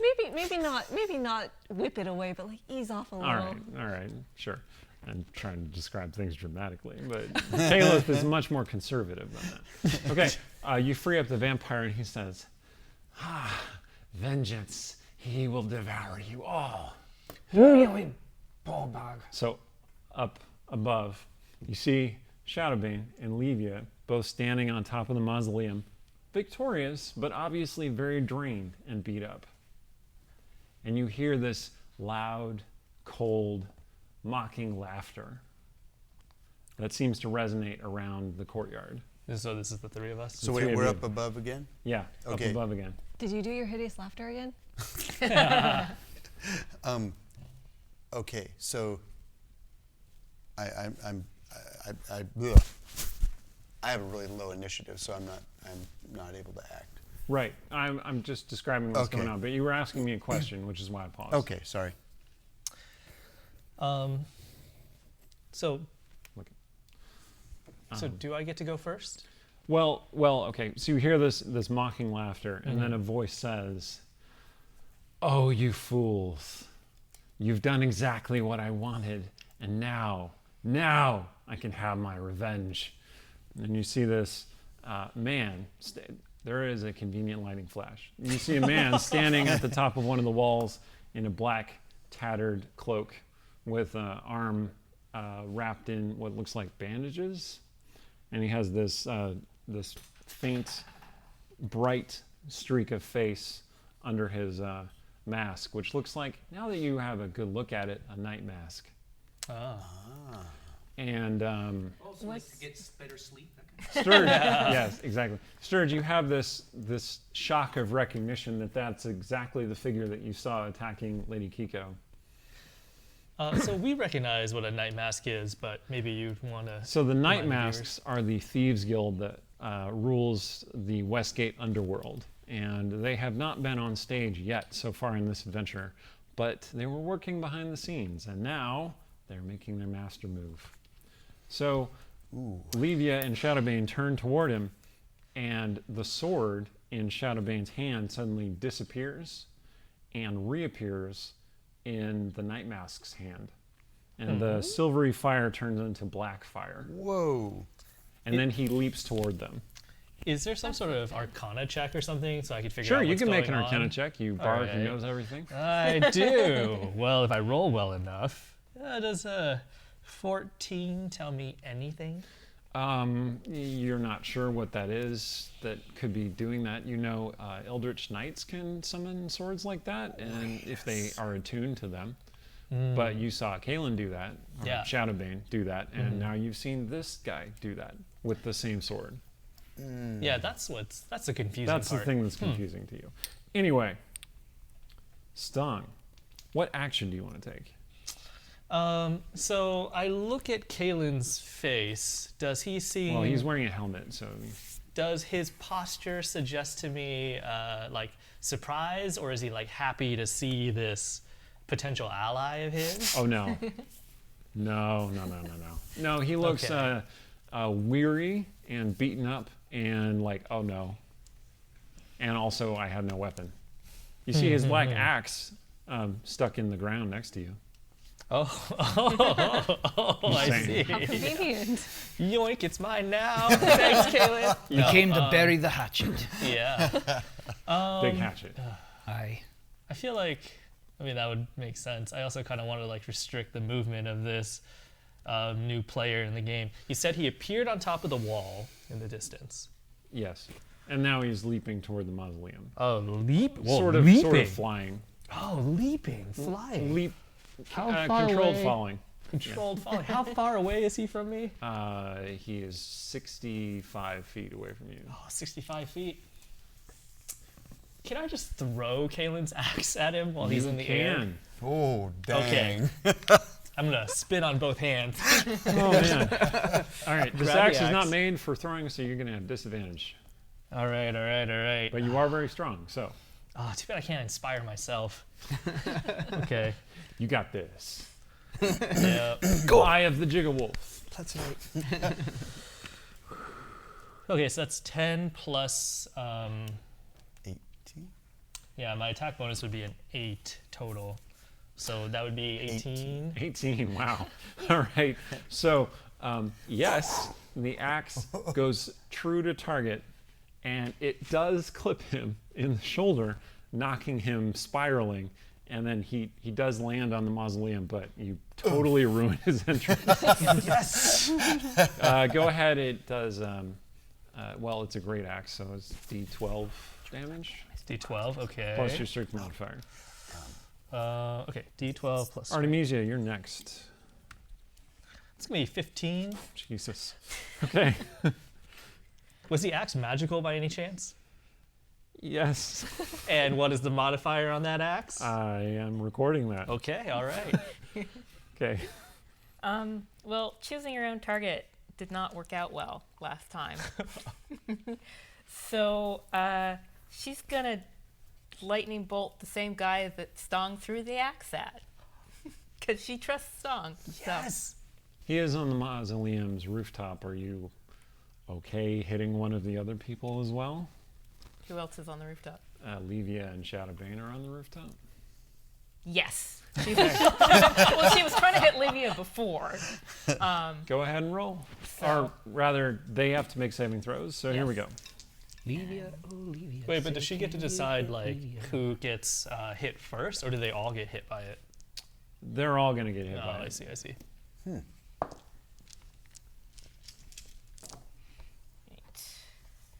Well, actually, Kaelin shoves Levia off the mausoleum Oh, and takes the full brunt of the lightning bolt. nice guy. 28. Yeah, that was a good idea. All right. That was their last one, though. So And it also hits the black killer, the Kiss of Death killer. Okay. Sturge. Sturge's most important asset is his anonymity. So he is on his face, or he's on his back, down below all these vines, right? Yeah. And Levia was just very busy, and so was Shadowbane. So presumably they did not see the result of his losing his disguise. In any case, he's going to hope that that's the case. And the first thing he's going to do is roll out of sight, Stirred special. Stirred special. crouching below the vines. He's going to get to his feet, which takes half of his move. Is that correct? It does. Okay. Then he's going to do a Grinch. Through the extremely difficult terrain. Yeah. Yeah. Well, no, not through. Just up the pathway. Okay. Away. Away from the mausoleum. Yeah. Away from So the so he's just gonna. He's basically getting out of view, moving, and then he's going to cast the disguise self and become Master Capstan, and then continue his 30-foot move even farther away. So it's even more plausible that this is actually Mr. Capstan, and whoever was blown to bits is now vaporized. And All right. There he's going to turn around and just peek through the vines and see what's going on. He's basically used all of his actions. Continuing to watch. Okay, Shadowbane stands there, and it looks like he's going to stand fine for a second, and then he wobbles and falls off, and the attacker leaps after him. So, down in the crypt, the vampire is still wrestling with Rogar, and those of you who are kind of near to the entrance, you hear this cracking sound, and then this stone door gives way, and a man comes tumbling down the stairs. That would be Shadowbane that came tumbling down the stairs, covered in blood and bruises. We don't know who that is, though, right? So it's basically No. we see a big, ugly dude who showed up to fight. And smoking with You, ozone. Yeah. you do know who it is because his helmet is broken, mostly open, and you realize that it's Kalen, the same guy you met at the castle. Great. We should stash him in the opposite corner from Shay. Ooh, yeah. Kids go to the corners. And then a dark shape looms in the doorway up at the top of the stairs.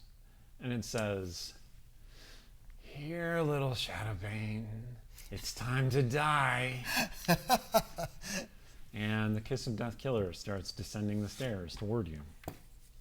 So I'm going to combine the initiative again. Again, we don't, in the crypt, though, we just know that there's some shadowy figure coming down there. It is clear to you, like Rogar specifically, you have this moment of divine clarity Okay.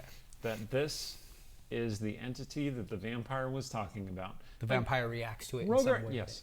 Rogar is not a particularly cerebral dude, but you Right. understand in a Aye. bone deep awareness with your high wisdom that the vampire was speaking about this entity because he reacts with unadulterated joy as soon as that entity appears.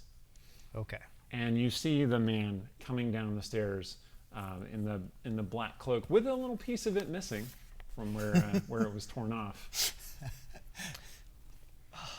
He's like, When I saw that guy upstairs, how luscious were his lips? Very. So maybe And you black. also maybe you Notice- also recognize that. Yeah, you see this like black drool coming down from his mouth. Oh god. That From his luscious, luscious huh? Yeah, that luscious. And you see this blazing black flame sword in his hand. Right.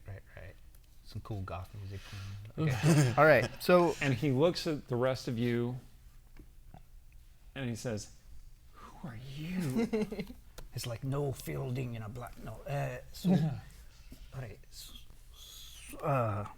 Okay, so Rogar, you go first, in fact.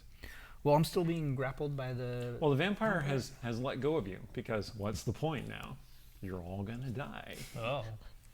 And the vampire just says, "My sire, kill them. I shall watch, or I shall take part as you wish."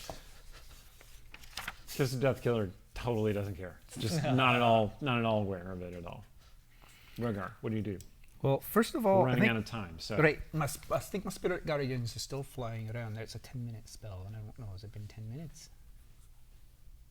It has been 10 minutes. All right. Fine. Then I cast. I cast.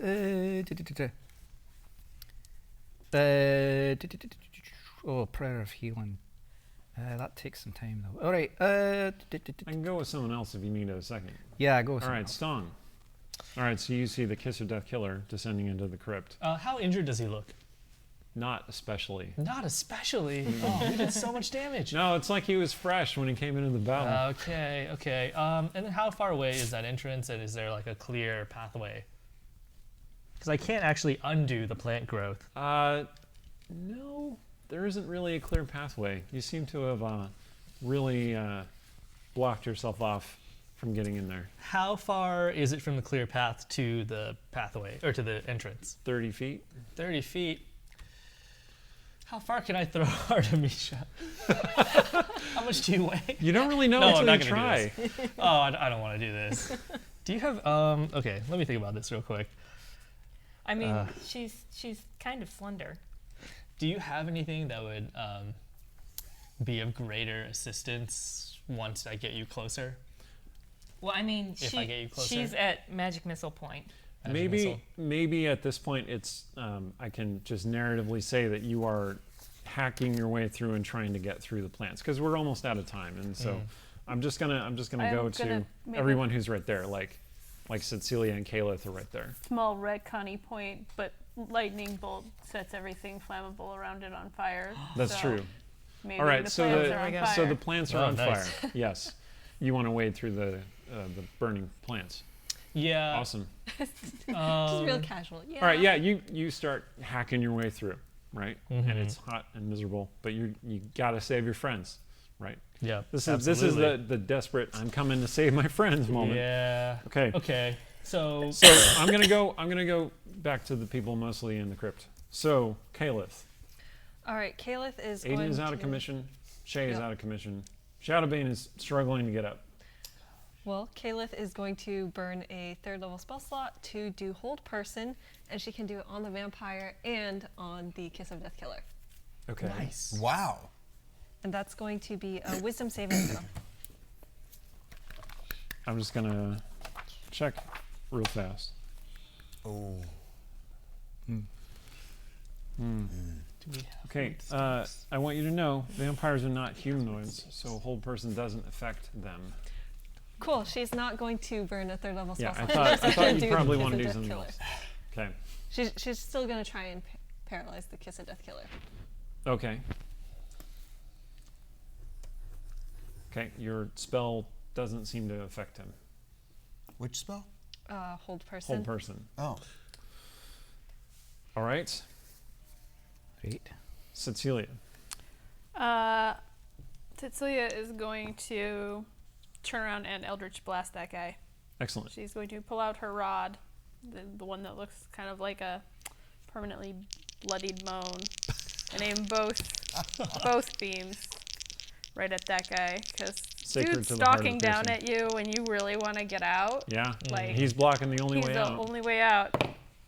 Going Okay, one of those is bad. Let's see. Well, maybe not. A 12 and a 21. The 21 hits. That does 6 damage. Okay. The Kiss of Death Killer keeps stalking downward, and he brings back his sword to swing at Cecilia, and Shadowbane appears and catches the sword with his body. It doesn't really seem to hurt him very much. Like, you see it sink into him, but he doesn't like react as though he was in pain. But he stopped the sword from hitting her and by hitting it on himself. Okay. That was a good move, Kaylin. Okay. Quick question. Yeah. So Jiggle Wolf is down here. Jiggle Wolf is barking madly at the He is at the observing at the killer. loudly. Okay.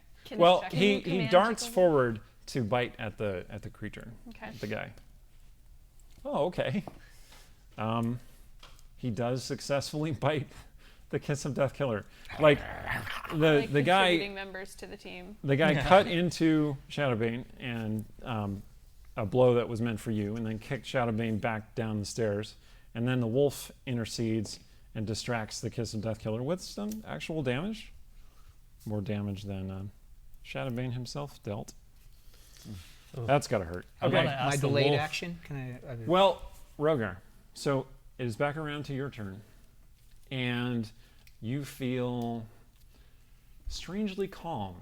For a moment, the clarity with which you understood the situation and the stakes and what was coming down upon you has extended, and you feel like the surge of warmth and light within yourself, like the touch of your goddess that you have felt removed from for so long. And you feel like a connection to Shadowbane, to the Kiss of Death Killer, to this skein of destiny that is unraveling in this room. Do you embrace it? Do I embrace the light? Yes. Don't go towards the Do light. you embrace that feeling? Do I embrace the feeling? If I feel Sharinlar's grace upon me, of course I Do embrace it. you trust that you are in Sharon Lara's light? I do. Okay. Make a wisdom check. Right. Thank you.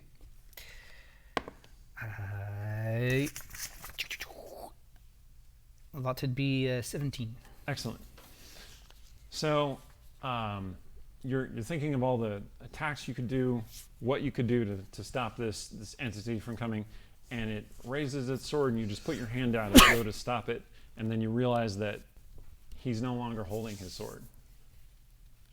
You're holding his sword. Oh. The The Kiss of flaming Death sword. Killer? Yes. Oh, okay. The flaming sword that you first saw Rhett holding. Mm-hmm.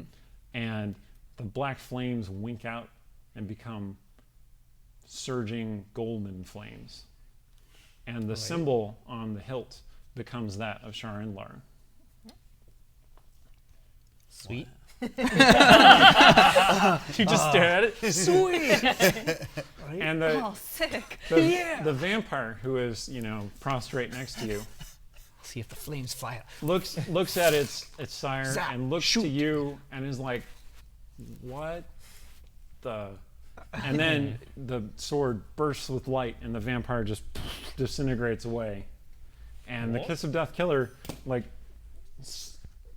flinches away from the light of your sword that fills this crypt Stabby, stabby. and hisses at you. Alright. And he appears to be kind of cowering away from you. Right. So can I just You want to stab attack? him? I want to just put the point to his throat. Sure. And say, why, damn it? Why did you kill them? Why did you kill Rittagast? Make an intimidation check. With advantage. All right.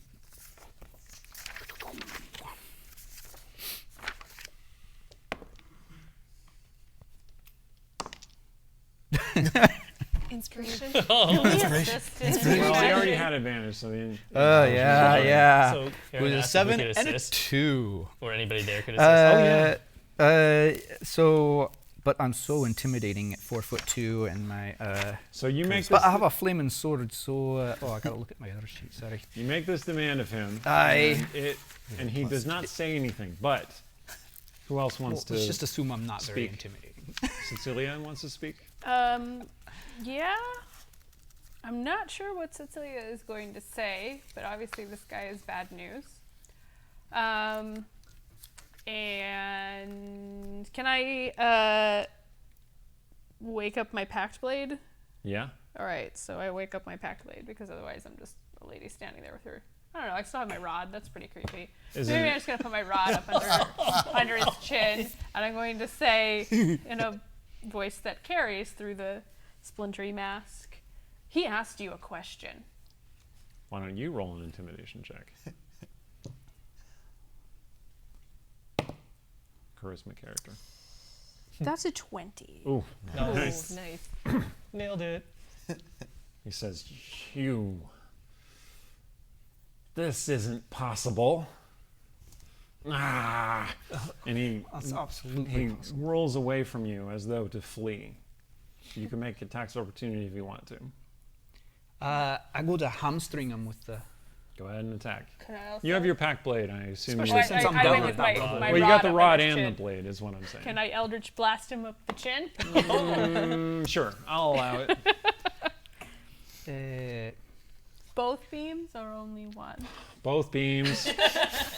All the beams.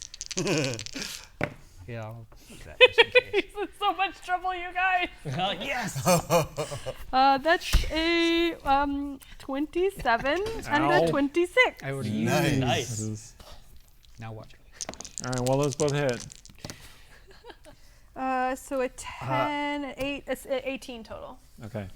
I Question: does he still have a head? had 15. Yes.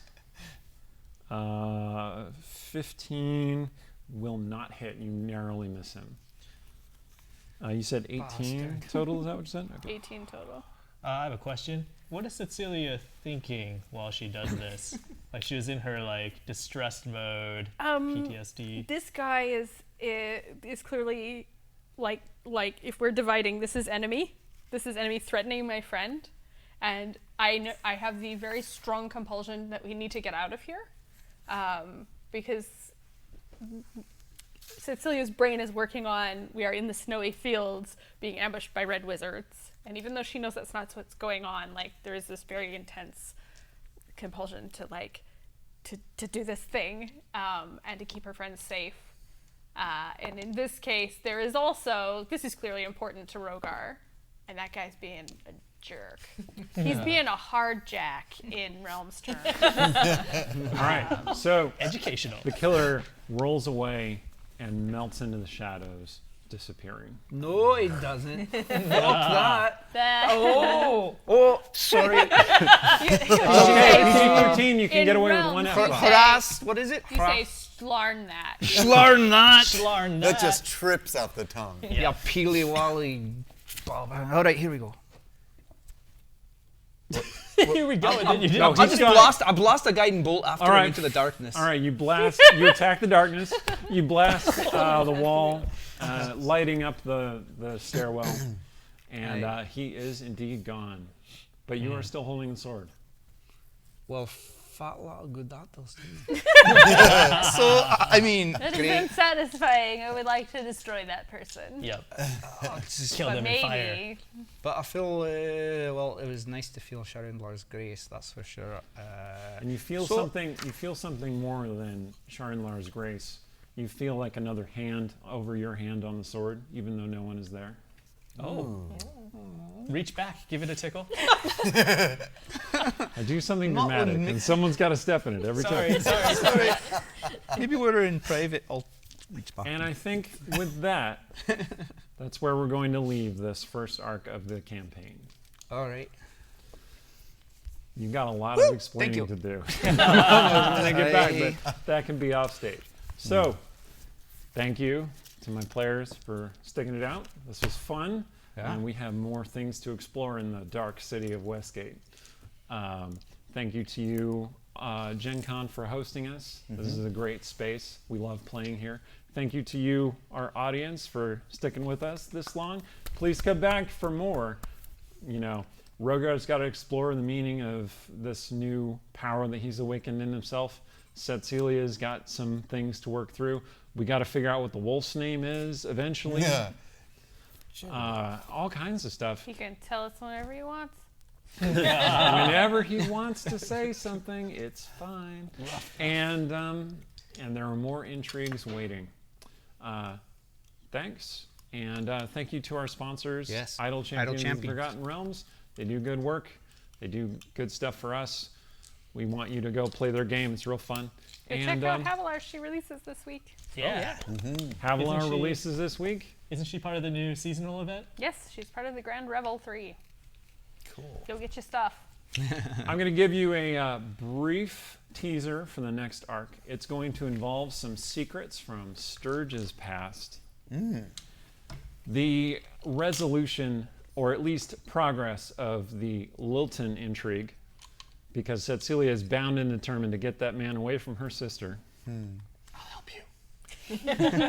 And we're going to meet some of the other cool NPCs in the setting, including everyone's favorite happy-go-lucky amnesiac wizard.